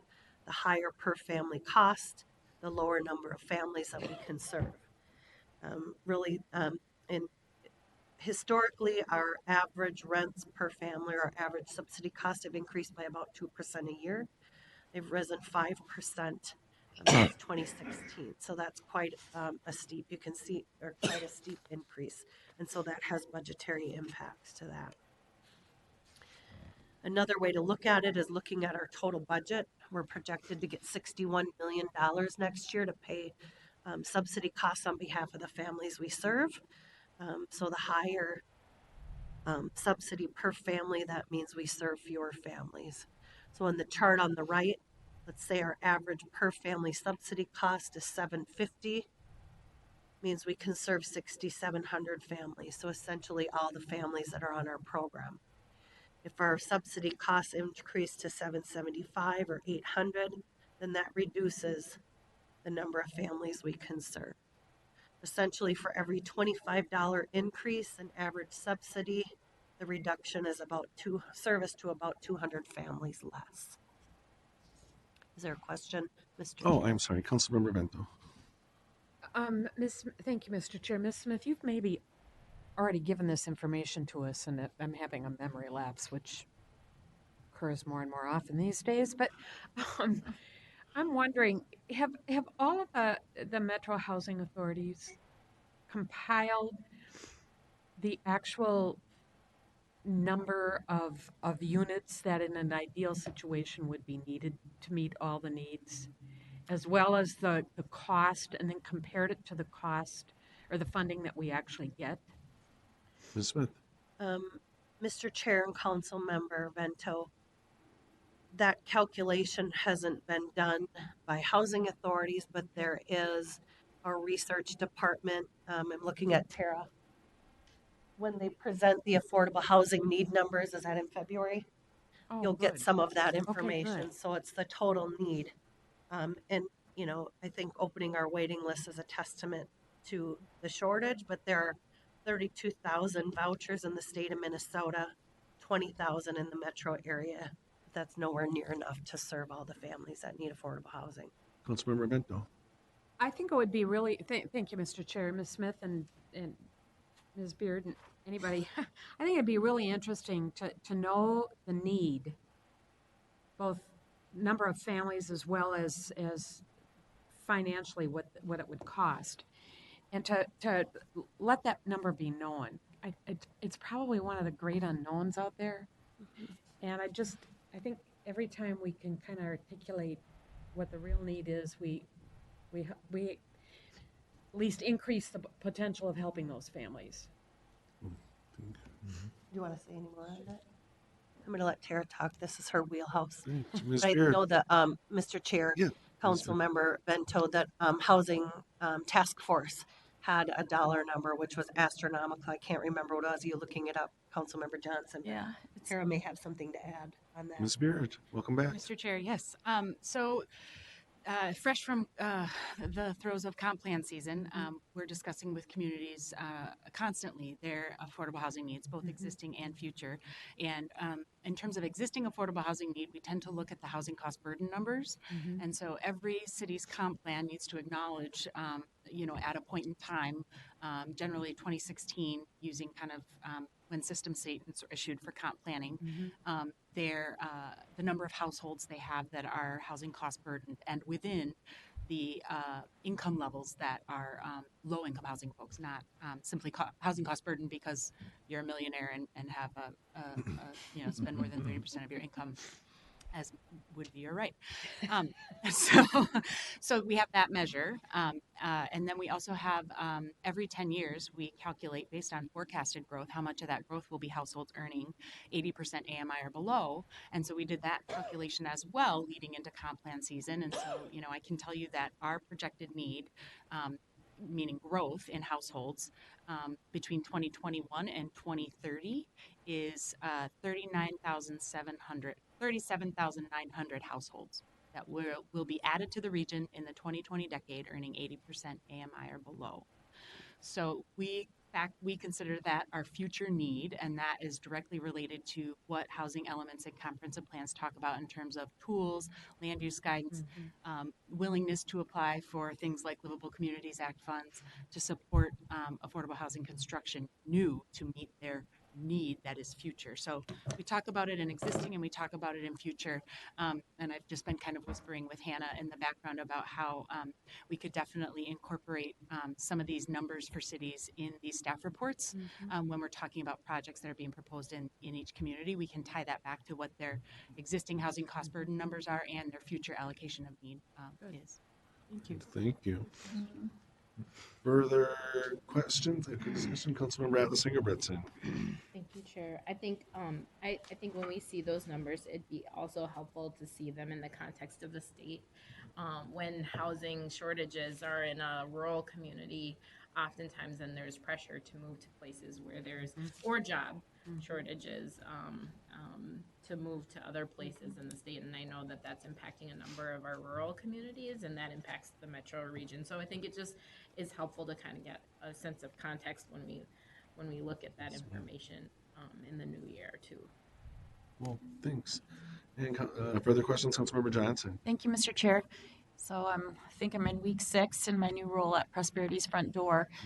When you look at the 6 goals from the Housing Task Force, goal 1 is to create a public-private nonprofit entity that is going to be working to create an annual scorecard against the 6 goals on a statewide basis. And the data is coming in regionally, and we're working on that right now. So I know staff received an invite, and I won't be able to be at the council meeting on Wednesday because we actually have the draft data coming out that we have currently available for each of those goals, and we have stakeholder inputs session, kind of informal gathering at McKnight to get kind of that gut reaction from the stakeholders who are very either on the task force, very closely aligned with the task force, or just, of course, an advocate or a stakeholder in the housing community.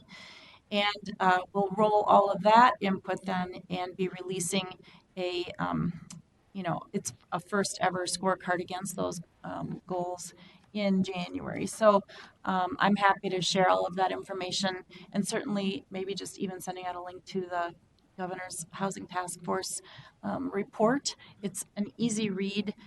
There's a lot of data behind it. I know you guys are a source of that data as well.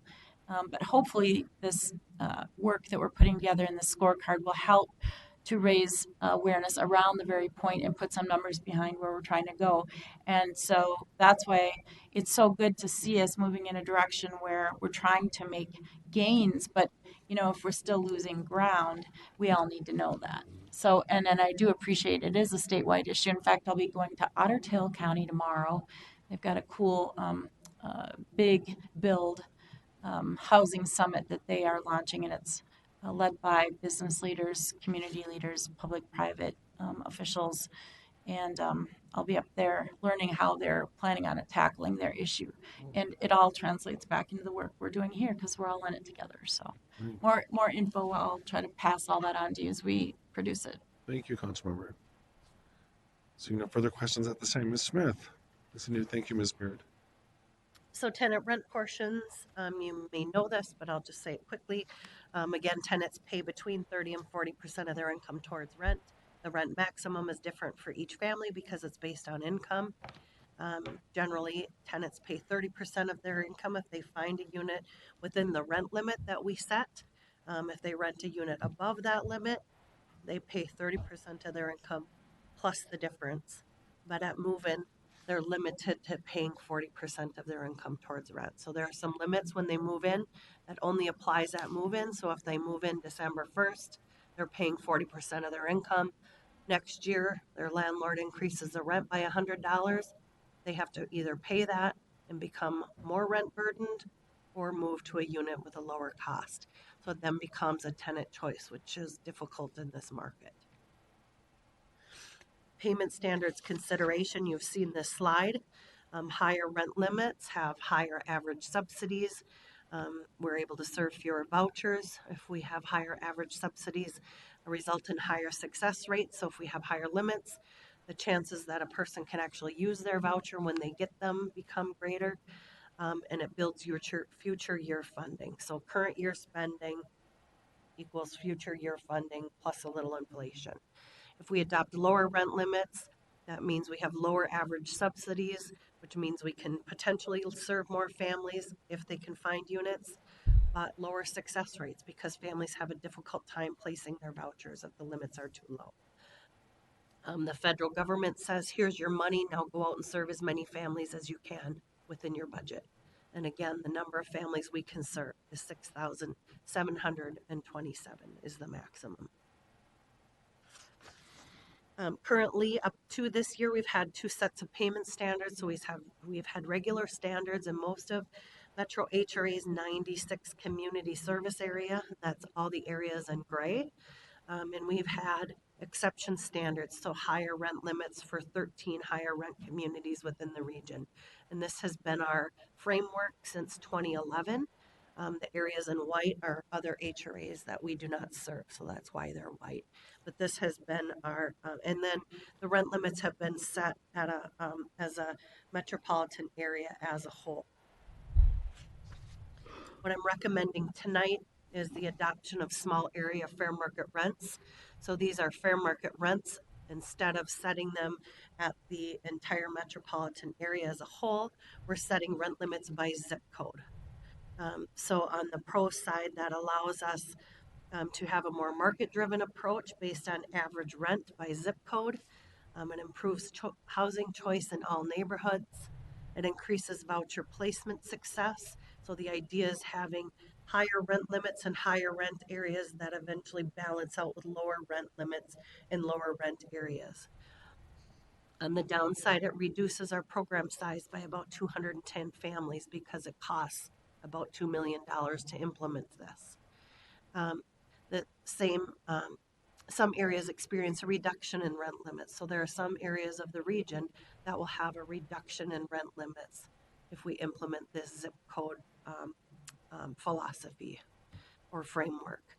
And when I used to look at this this is a fairly new option for us, which I'll get to in the next slide, but it seems administratively burdensome because we have 120 zip codes in our service area. But our researchers say within a hot minute, they can develop an online app that will allow us to enter zip codes and get the corresponding rent limit for that area. So again, small area fair market rents. I'm sorry, Ms. Smith. Yes. Yeah, I'm sorry, I didn't see who it was. Okay. I have a question. Oh, Councilmember Lindstrom, thank you. I saw a hand, but I didn't see who it was. First of all, 2 weeks ago, you said they could build an app in an hour, and now you said a hot minute. So, wow, you really putting their feet to the fire. Maybe more like an hour. So I'm wondering, a year from now, 2 years from now, what numbers will you be looking at that will show this as a success, a modest success, or not a success? Ms. Smith. Mr. Chair and Councilmember Lindstrom, we'll be looking at how many families have been able to move to high rent areas because of this. We will be looking at the percentage of rent burden, as I indicated in an initial slide, the things that we look at when we're analyzing rent limits. Oops, this one. We'll be reviewing, again, average rent data by community. For example, if we adopt small area fair market rents, the rents for a 2-bedroom range from $810 in the region to $1,800 in the region. And under current payment standards, a tenant can't even touch the unit at $1,800. Under this new framework, they could have a potential to live in that neighborhood if that's where they choose to live. So we'll be looking at the percentage of this same type of data. Average rent data by community, and can families access those units in those communities? What is their rent burden by the percentage of people paying over 30% of their income towards rent? And then we track movement in and out of these areas, these high rent areas year after year. So over the last 5 years, the number of families living in high rent areas has been decreasing because the rents have risen so much. So we'll be looking at areas moving into these high rent areas over time. And then with the goal of trying to balance our budget. That's the end game. Our goals in this is to open up opportunity for families. So right now, families do not have an opportunity to move to some of these high rent areas is the first thing. But then secondly, what we hope to do is have the low rent areas balance out the high rent areas and become budget neutral under this approach. I have in queue Councilmembers Atlas-Singer, Benson, Vento, Chambliss, and Johnson. Councilmember Atlas-Singer, Benson. Thank you, Chair. I think it would be helpful for, because this will go to the full committee for a vote, to include in that slide information about what would be the reduction or impact on the number of families served if we continued as is.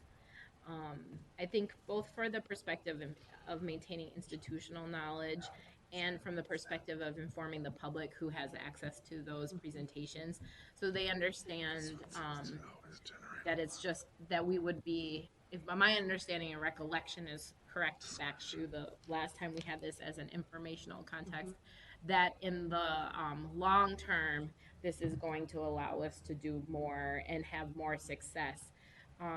In the short term, it has a bigger impact on families served, but that if we continue with the status quo in the long term, we'll have even more of a negative impact on family served and also reduce the success of successful placement with a voucher. If I'm making any assumptions that are incorrect, please correct me if I'm wrong. But I just think, does that make sense? I just think it's important so that we help future council members or ourselves even remember why we make the decisions we make, but also to communicate to the public about why those decisions are made as well. Thank you. Mr. Chair and Councilman Councilmember Smith. Atlas-Ingebrigtsen, that's a really good thought. I took out the first two options that we talked about last time, but in making your point, I can include that in the committee discussion part of the report that'll go to the full council. And that would be probably helpful. Thank you. Councilmember Vento. Thank you, Mr. Chair. I think I have a question.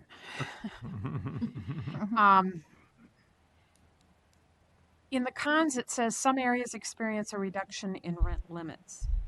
Have any of the regions in the country that have used this approach ended up with fewer landlords, people backing away and saying, okay, we're done? Ms. Smith. Chair Lilligren and Councilmember Vento, I don't know about that specific question. In my opinion, I think it would do the opposite because right now there are lots of landlords in these high rent areas that do not participate because their rents are higher than our rent limits. And if we raise our rent limits, that will open up more available units for voucher holders and have more landlords opt in. I don't see how it will work the opposite way. It's an interesting question. Right. So, Mr. Chair, one more question kind of related to that.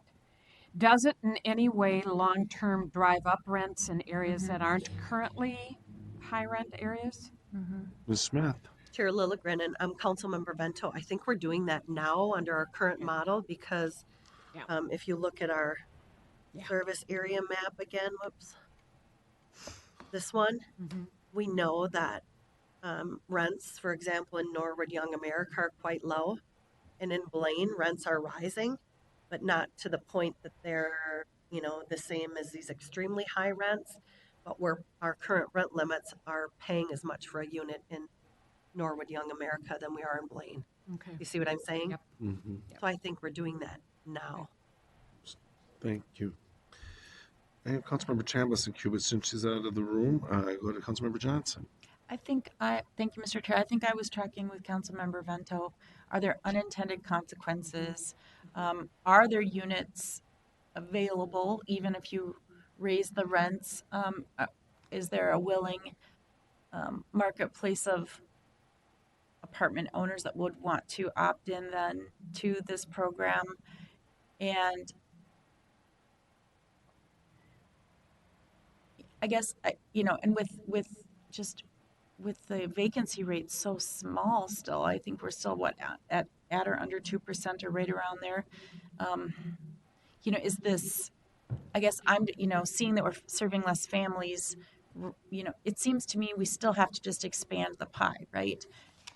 So I just want to make sure we're not moving people around, but the pie isn't getting bigger. So, and I don't, but I think I was tracking with Councilmember Vento, like what could be the unintended consequences, um, and I know data is really important around census tracts and zip codes and things like that. I just want to make sure that there's just no, baked in bias or something in this that would backfire. And I don't know how you uncover that if it's there. Ms. Smith? Chair Lilligren and Councilmember Johnson, I think that's the nature of having such a large service area as ours with rents all over the place. Are there going to be landlords that increase the rent because they can, because our limits are higher? Probably.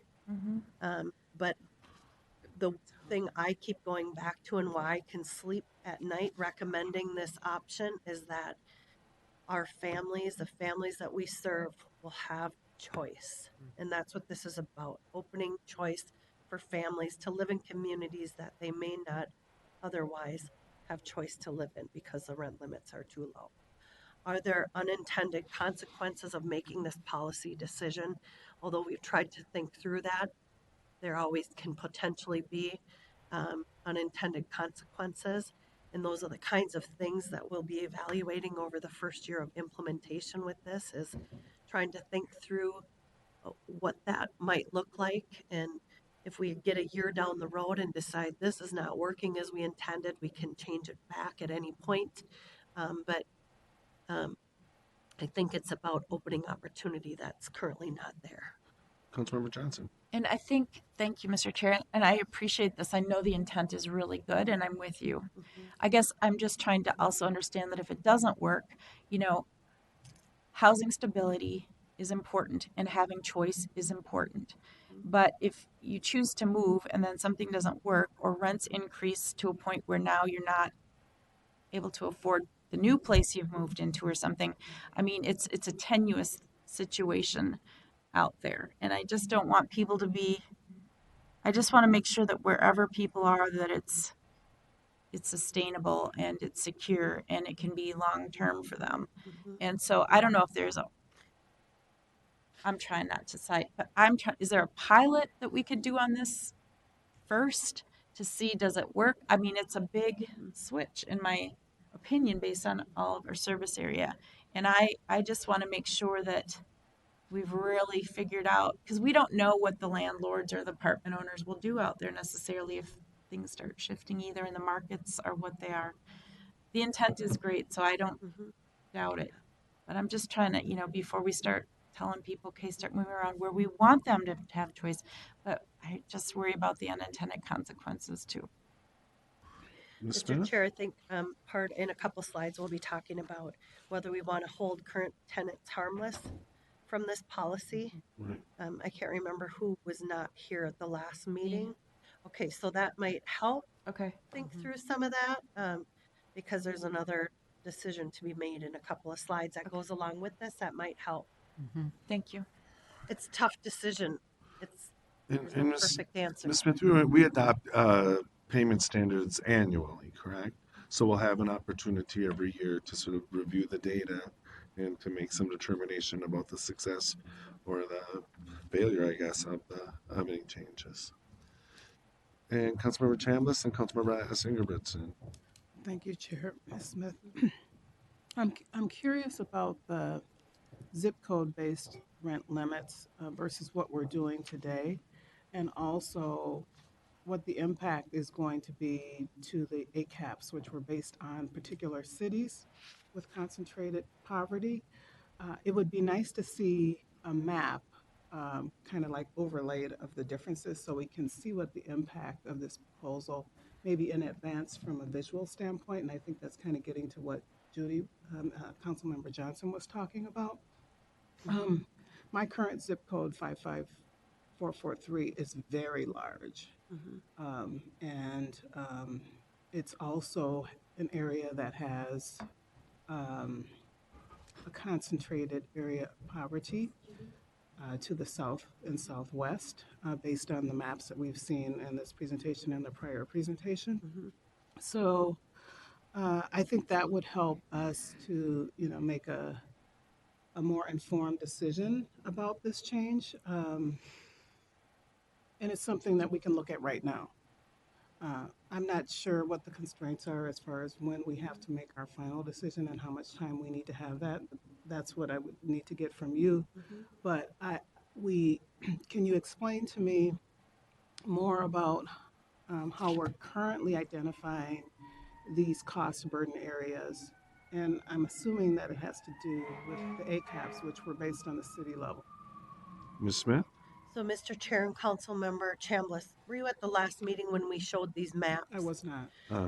So the maps, and I took them out, I should have left them in. The maps, first of all, to answer your first question, if you table this item till the next meeting, it's going to be okay if you're not comfortable voting tonight. So that's the first thing. But I showed maps of areas of impact in the region, and how we have payment standards set up today is by city. And so all areas of the region have one payment standard or one rent limit, and then 13 high rent communities have higher rent limits. So under this framework, whether again you live in Norwood Young America, I don't know why I'm picking that community. My cousins grew up there, so I spent a lot of time there as a kid, so I love that community. But Norwood Young America versus Blaine. I know that rents are a lot higher in Blaine than they are in Norwood Young America, but the rent limits are the same. I also know within Blaine, different parts of Blaine have different rent limits, and our current structure doesn't allow for any of that.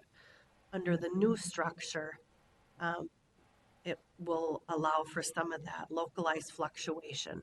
Is it perfect? Absolutely not. Is someone going to look at the zip codes and say this isn't right or this isn't right? There's no perfect science to this. And I think, again, it becomes challenging in a large service area. I do think it's more effective than our current framework that we're using under this model. But I'm happy to share these maps out again that showed how the different standards would be impacted throughout the region, which areas experience higher rent limits and lower rent limits. In Councilmember Chavez, we had quite a bit of discussion of this at the last CDC meeting, and this issue was brought up a lot, the issue that you're bringing up now. And I think the overall idea, and please correct me if I'm overgeneralizing here, but that the sort of surgical nature of going by zip code was a more elegant and accurate tool than going by city. But the kind of the concern you're expressing here does show up in some communities, and especially I think they are kind of right in some of them are in that sort of North Metro, Southern North County, area. So I think you'd find those maps very interesting. Yeah, Councilman. If I may, Chair, yes, my understanding is that there are currently 5 ACAPs. The last time that I checked, there were 5, and I'm seeing the cities in this map that we're showing today, and most of them are handled by other agencies. Okay. For example, St. Paul, Minneapolis, Bloomington, I believe Brooklyn Center and Brooklyn Park are also the other 2. So I'm wondering if there is an ACAP area, if they would have a higher priority, and maybe, for example, with zip code 55443, which has a lot of cities that are not ACAPs, that do not have the higher populations, but would be included in this new formula. Perhaps if it's an ACAP city, there should be a weight so that particular city needs are addressed. That particular city's needs get addressed. So I think you're looking at the zip code area, and I don't have that map. Maybe you have it, you know, at your table. But if I could see that, that would really help me. But I already know that my zip code goes all the way up to maybe like Ramsey County. So it's a very large area. So I think we could factor in the fact that there's ACAPs, and if you have a very large area with a large variation in incomes, you know, at the top, at the bottom, maybe we need to look at that formula a little differently. Thank you. Ms. Smith, did you have a comment? or-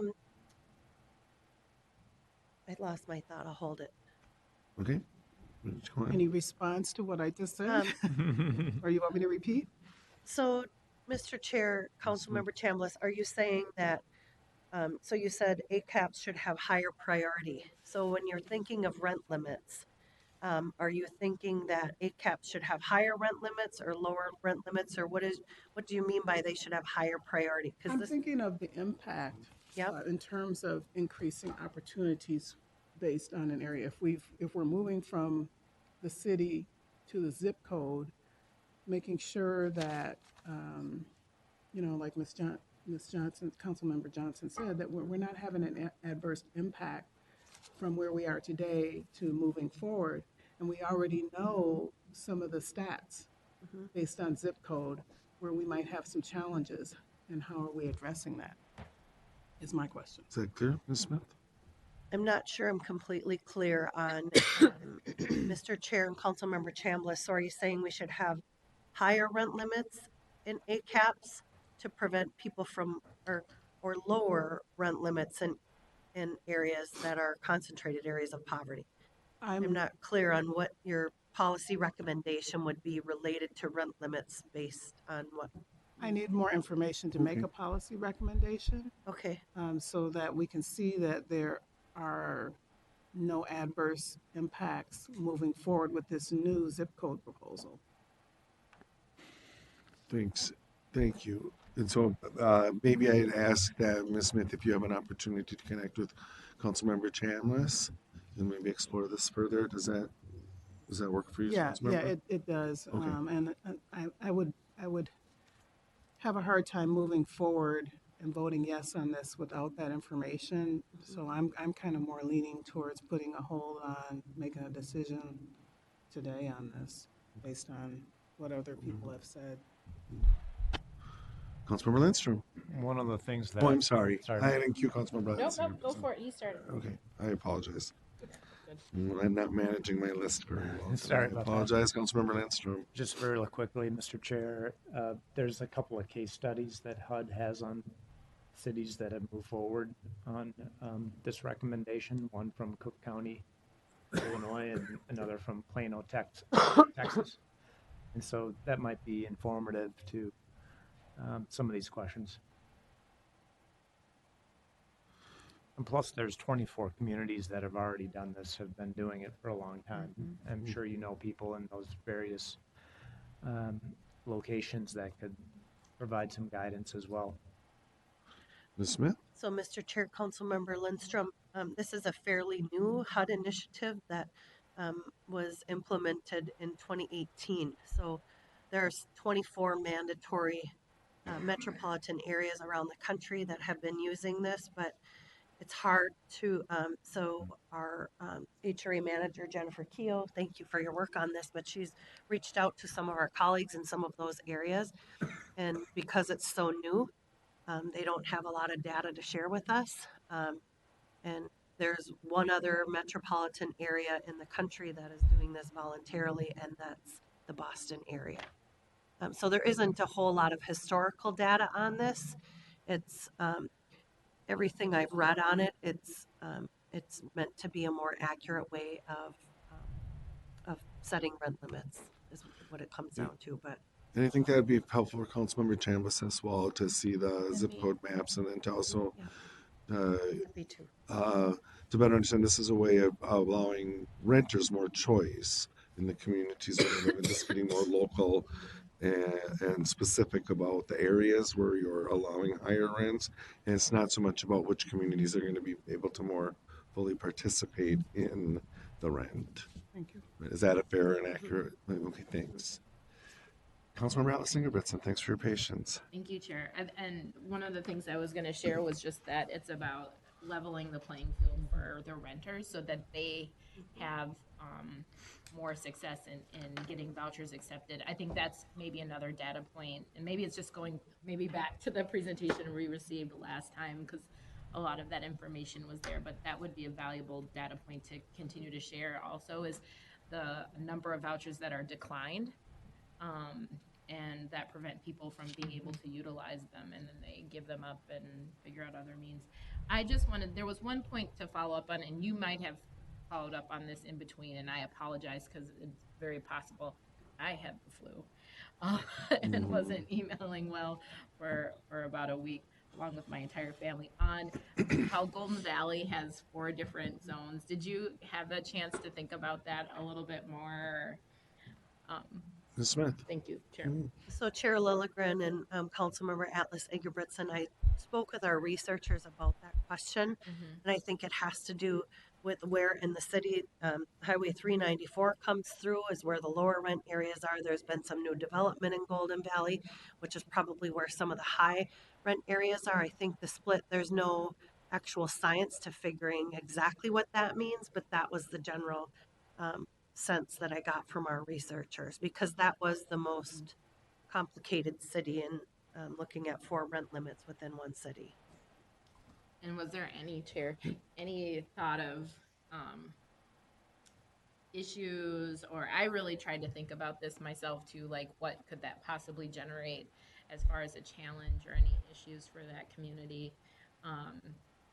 One of the things I wonder about is like sustaining, I mean, it would allow people to cross those lines where traditionally they would not have been able to, is what I came to as a thought. But I wanted to see if that was something that theoretically, that would be the theory behind it. Ms. Smith. Mr. Chair and Councilmember Atlas Ingebrigtsen, to me, as I tried to think about operationalizing this, I think it's no different than moving across a border. You know, Golden Valley has St. Louis Park on the bottom, Minnetonka on the side, Plymouth on the side. And what if you're on one side of the street versus another, you could be crossing city boundary lines and wouldn't necessarily know it. They'd have different rent limits. I see that the same here, because the idea is even though there would be 4 rent limits in Golden Valley, which is the most complicated city in this, the idea is we enter in a zip code and then that returns the rent limit. So I think that takes the complication out of it, because we have so many different cities. We're crossing city boundaries all the time. And with our current rent limits, you know, like Golden Valley having, being a current exception community and maybe a bordering community not having that, like Robbinsdale, for example, has a different rent limit now. So I think it's really no different than we're doing it now, is sort of how I would see that too. Thank you. Thanks. Councilmember Johnson. And just again, and I'm sorry, I wasn't here for the first part of this a couple weeks ago. So the non-metro HRAs, so Plymouth, for example, has its own HRA. They are exempt from all of this. Are we working to, like, hey, we're doing this because housing choice vouchers, you can port them into anybody's HRA jurisdiction. So then how does that work? Will the 4 zip codes in Plymouth still be included, so people who can port from Golden Valley to Plymouth know that that's a whole different system to begin with? Ms. Smith. And all those other white boxes there? Mr. Chair and Councilmember Johnson, each housing authority sets its own payment standards and will continue to do that. So the small area fair market rents will not apply in Plymouth. They will not apply in St. Paul, Minneapolis. The rent limits that are set by those housing agencies will apply. I'll give you an example. So the council has had these 2 sets of payment standards for several years. St. Paul, for example, has 1 rent limit for the entire city, regardless of where you live. And we don't control that. The council doesn't control that because that's not our service area. So as people move from any area in our jurisdiction to St. Paul or to Plymouth, it's that housing authorities rent limits that will apply. And they will need to make a policy decision on whether this works. But the idea is it works for large service areas that have wide variation in rents. But no, they will not apply to those wide areas. And Mr. Chair, I think I was just trying to find out, they can plug in the zip codes though into this system to still find out what the rent would be in a non-metro HRA city, right? Because people don't think in terms of that. They just want to move somewhere and they don't know what is our territory versus somebody else's territory. So is it going to be user friendly where if somebody's living in pick a city and wants to go to a non-metro HRA city, they can still figure that out through whatever tool we're creating? Ms. Smith? Mr. Chair and Councilmember Johnson, that's a good thought that we can put into this tool. We haven't gotten that far to figure out if we would include payment. Like if somebody wants to move to Plymouth now, they would contact their caseworker and say, I want to move to Plymouth. Then the caseworker would say, oh, we don't serve Plymouth, but they would tell them the rent limit, and then we would determine if the unit qualifies. So we'd have some process in place to help them get to Plymouth if that's where they want to live. But it's a good thought to have that built into our tool, something we can consider. Yeah, and Mr. Chair, I think if again the goal is to open up and provide opportunity, the more information we can get to people about how the systems work together, even though they're independent, would be helpful. Otherwise, I also don't want, I would like to integrate the system more, and those independent HRAs would have to figure that out. But I also don't want there to be this shedding in directions because it's difficult to break into I don't know what I'm saying. I'm just going to go with it for now. The last but not least, and maybe this is just coming from my background in 20 years, even though I would say at times we were groundbreakers in Plymouth, but oftentimes we would sit back and we would let other people go ahead and see how the data rolled in before we would dip our toe in the water, because we could learn a lot and maybe we could then jump into a best practice because there was already data and learning behind it, instead of creating systems in upheaval where we weren't quite sure yet. So one example would be city owning its own wireless system, Wi-Fi. We didn't go there right away. Then we didn't go there at all. So I guess maybe the hurryiness is because of budget constraints, or there's data out there that you're trying to say, hey, this looks like a good program, we should try. But I just want to make sure that before we jump into this, I'd rather be cautious and see what those other communities can tell us in another year. Thank you. And Ms. Smith, we're only the second HRA to voluntarily move into, or to consider voluntarily moving into the zip code based payment standard, correct? Chair Lilligren, that's correct, and Boston is just adopting it now. But we're working with a national consultant on some other things, and who has been working in this industry for many, many years, has worked in large housing authorities all across the country, and thinks that we could really be a national example of how to implement this right, and open up choice for families. And I think the urgency of making a decision is that we know the existing payment standards we have in place today are too low.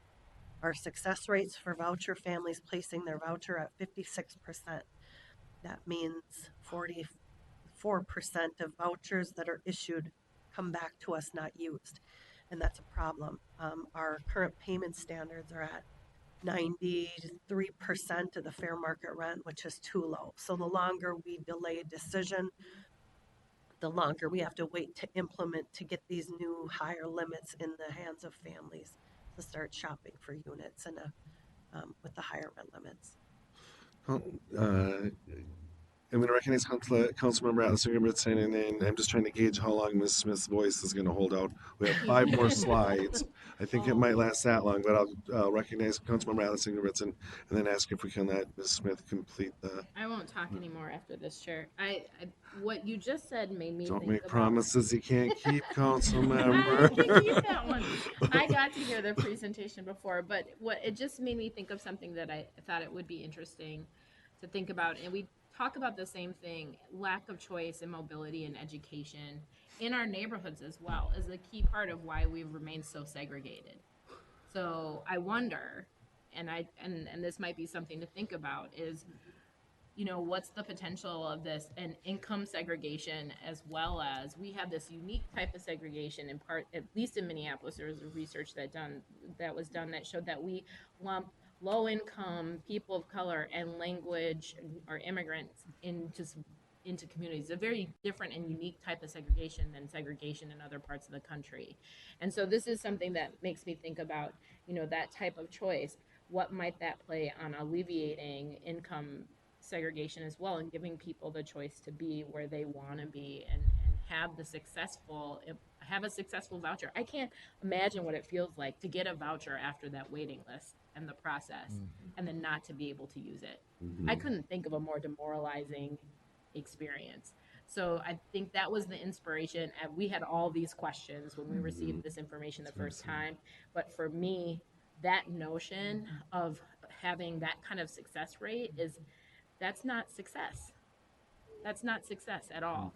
And so getting to the point where these vouchers are actually usable and allows a family, when they make it through that gauntlet of getting a voucher, to actually be able to find a home in a place that gives them choice. So I kind of wonder if there is some, not to put words in anyone's mouth, but is there an aspect of providing, you know, choice and the opportunity for people to integrate communities in a way that we haven't been able to do otherwise, because we've isolated people because of their income in certain specific communities.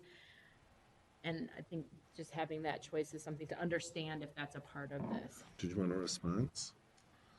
No. Was that a rhetorical Save question? your voice. It's not a rhetorical question, but it's just an idea. If it's a helpful idea, take Ms. it Smith, and do you share want it. to comment? I mean, I think Councilmember Alice Ingebrigtsen really hits on sort of the motivation between making for making a change like this increased choice. Mr. Chair and Councilmember Atlas Ingebrigtsen, I think you're absolutely right. Families don't need help moving to low rent areas because they can on their own. And under our current structure, they can't move to some of these higher rent areas. So I think there is an opportunity to have economic integration by this policy adoption. I agree with you. Councilmember Chambliss. Well, I appreciate the extended discussion that's helped me to understand a little bit more about what the intention is and how we plan to look at this. So I feel a lot more comfortable about, and I've also reviewed the map online too, about this proposal. So. Thank you, Councilmember. It's been really amazing to listen to your questions of the council members that weren't here, because they're exactly the questions that we were asking during the first position. Councilmember Wolf. Thank you, Mr. Chair. I wasn't here at the last meeting either, but they are available online, so you can watch them, which I did from home, because I knew that there was going to be a lot of discussion and I wanted to understand. So that might be something that you want to do before we take this up at the full council meeting, so that you can see the rest of the discussion that goes on. Clearly, our current system is failing bad, because it's concentrating people into the lowest cost portions of the gray areas and the lowest cost portions of the blue areas by design. It was the rules that we were operating under, and we really didn't have any choice. Having the opportunity to have more granular looks at what the rent, when you have an $800 difference in 2 bedrooms from parts of the region to other parts of the region, having 2 standards clearly does not work. And to me, the zip code thing seems like a better idea, because the zip code thing, people know on their address what the zip code is. People don't always know what city they're in. Yeah, I grew up in Golden Valley, and you could be in Golden Valley or Robbinsdale and be in the 55422 zip code. But you know, when you put in that zip code 55422, that you are in that rent standard. You're not having to go, okay, which are we really in Golden Valley? Are we really in Robbinsdale? And looking at maps, it's clear. And you know, there's a ton of different divisions you could look at. School district, you know, rents tend to go by school district probably more than they do by zip code, but zip code is the easiest one to figure out for a particular unit. It's not perfect, but it's way better than what we have. So I'm okay with making the change. And will there be adjustments maybe next year or the year after? Going, oh yeah, that wasn't quite right. We need to make some tweaks. Sure. But what we're doing now is a failure when we have so many people giving back their vouchers because they can't find a place and ending up concentrated in only certain neighborhoods. So you have a feeding frenzy over the few units that do make it under our current standards. We've got to do something different. Thank you. Councilmember Vento.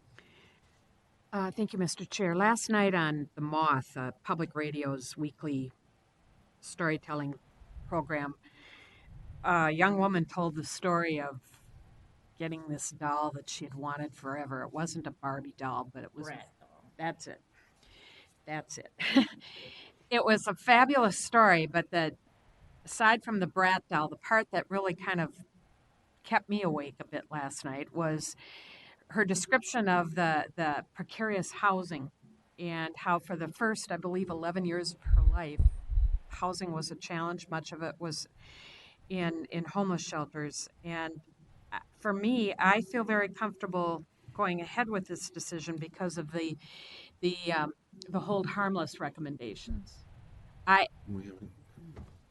don't see a downside to us Well, if we go the hold harmless approach. So I just wanted to make that point. And if you aren't a Moth listener, you can go online and get the December 1st segment. And if you listen to only that one, you'll think almost exclusively about kids when it comes to these voucher issues. And it's not just kids who are impacted by the decisions, but they're impacted a lot. Great. Thanks. And I think 2 slides from here is the hold harmless slide. So I'm going to ask Yeah. Ms. Smith to make a run for the finish Make a line run. here. So this And is we're getting more tenant into impact. debate, it feels like, up here on the issue rather than Okay. so. I'd like to give us that opportunity. So this attempts to show that tenant impact if we were to implement small area fair market rents today.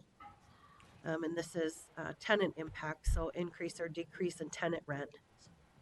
This slide gets at the hold harmless. So HUD, when they issued the option for small area fair market rents, they're giving housing authorities a choice to either hold current tenants harmless, or the second option is that we implemented their second recertification with the idea that you give tenants a 1-year notice that their rent is going to go up because of this. I mean, that's what this is about, right? We don't want to impact families. So the conversation we had at the last CDC meeting was that we could hold current tenants harmless. So as long as tenants remain in their current unit, so if they're in an area that has a decrease in the payment standard amount, we would hold them harmless. They would keep their current payment standard, and it would only come into play when they move. And so that costs the council some money on the front end. So it has about a $2 million impact. That's what I talked about in an earlier slide. And that's where the 210 families come in. So it might be we reduce our program size in the first year by 210 families. But as new families move into the region, as families move around, the idea is these low rent areas will balance out the high rent areas, and it will become a budget neutral option. And so at the last meeting, council members seemed to like the hold harmless option of this. And maybe I'd stop and see if Council Members Johnson, Chambliss, or even Wolf have questions about that. We had quite a bit of discussion about this as well. I think this was the spoonful of sugar that kind of helped the medicine go down, the holding harmless, and the fact that there's an immediate budget impact, but over the long run, it's budget neutral. So, yeah, it won't have the same impact on the size of our program. And then this policy decision supports Thrive Will statements that we're offering housing options for families in all life stages in all areas of the region, and really addresses the council's new housing goal of to provide housing spectrum that meets all people's needs in our region. And I think this decision gets at that. So if you decided to vote for this, the next steps would be CDC and council action on payment standards. We then have to request HUD approval. So we have to just send in a letter requesting that we want to do these small area fair market rents. I don't anticipate any trouble with that. Then we will have to come back in January and formally change our policy document, our thick policy document, to implement small area market rents. We will be doing intentional outreach to all the families that are to all the families that we serve, to let them know, that this is happening. And there have been some conversations already at a resident advisory board meetings, but we will expand that. And then the idea is we could implement these new standards in April of 2020. Thank you very much. Valiantly done, Ms. Smith. So there's been a lot of questions and discussion here. You said earlier, Ms. Smith, that if we would not act on this, if we would hold it over, it wouldn't have an impact on this schedule. Is that correct? So it would push this timeline out. Okay. I know we only have one council meeting in December, so it Right. would push out into January. So it'd probably come before you again at your first meeting in January, and then the council Okay. meeting in January. So it would push the timeline out again. The impact, we can do that. The impact would be implementation. So families wouldn't get the benefit of the new rent limits until probably May instead of April. Okay. So I'm very sensitive to the committee members' feelings about moving forward on this.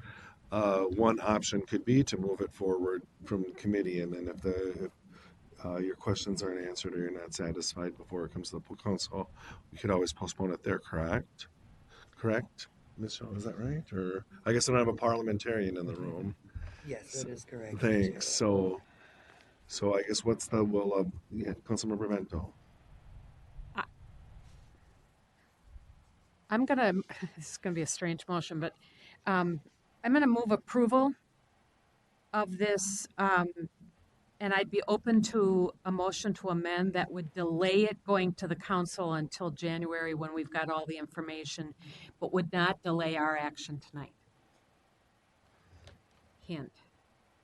Okay. So you're just moving the staff recommendation Right, at this point. right, right. And I would second the staff Councilmember? recommendation.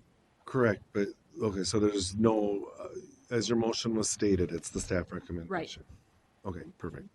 And that's the second, Councilmember Wolf? Thank you. Good discussion on the motion, Councilmember Johnson. And I'll come in support of that as well. I appreciate all of your patience tonight. And the only last thing I want to know is, we had our resident tenant council involved in this. So again, this would mean that new apartment owners could come into the program that before would not be eligible to. How do we reach out to those people in the process? Ms. Smith? So Mr. Chair and Councilmember Johnson, so we do landlord engagement on a regular basis. So this would be part of that landlord engagement. We have bi-monthly landlord briefings. We attend landlord events in the community, so this would be part of that. We have an ongoing focus group of landlords that we engage with on different policy issues, so we would bring it there. We also have the resident advisory board that has now become an ongoing group of Section 8 participants to gather feedback from. Oh, Councilmember Johnson. And so I'm just trying to figure out apartment owners. When you look at my district, like if you head up though into Dayton and Rogers, there are apartments up there that just heretofore have not been able to participate. And I'm not sure they're part of your landlord group or the tenant group because they've been so far outside probably the system because of the pricing. So that's all I'm trying to do is making sure that we cast that net wide for people that might not be, in the know of how this all works. And maybe they are through associations that they belong to because everyone's part of an association that helps them get this kind of information. But I do know that the mayor of Dayton, as one example, talks about affordable housing all the time up there and opportunities and how difficult it is to build. Well, this is one new tool, but unless you have willing, apartment owners and landlords or whatever, you can't get there. So I just hope we can create the extra inventory that we'll need. Thank you. Mr. Chair and Ms. Smith. Councilmember Johnson, we could do some targeted marketing efforts. We're members of Minnesota Multi-Housing Association, and so we can do some of that. Good suggestion. Thank you. Further discussion on the motion, Councilmember Cummings. Thank you, Mr. Chair.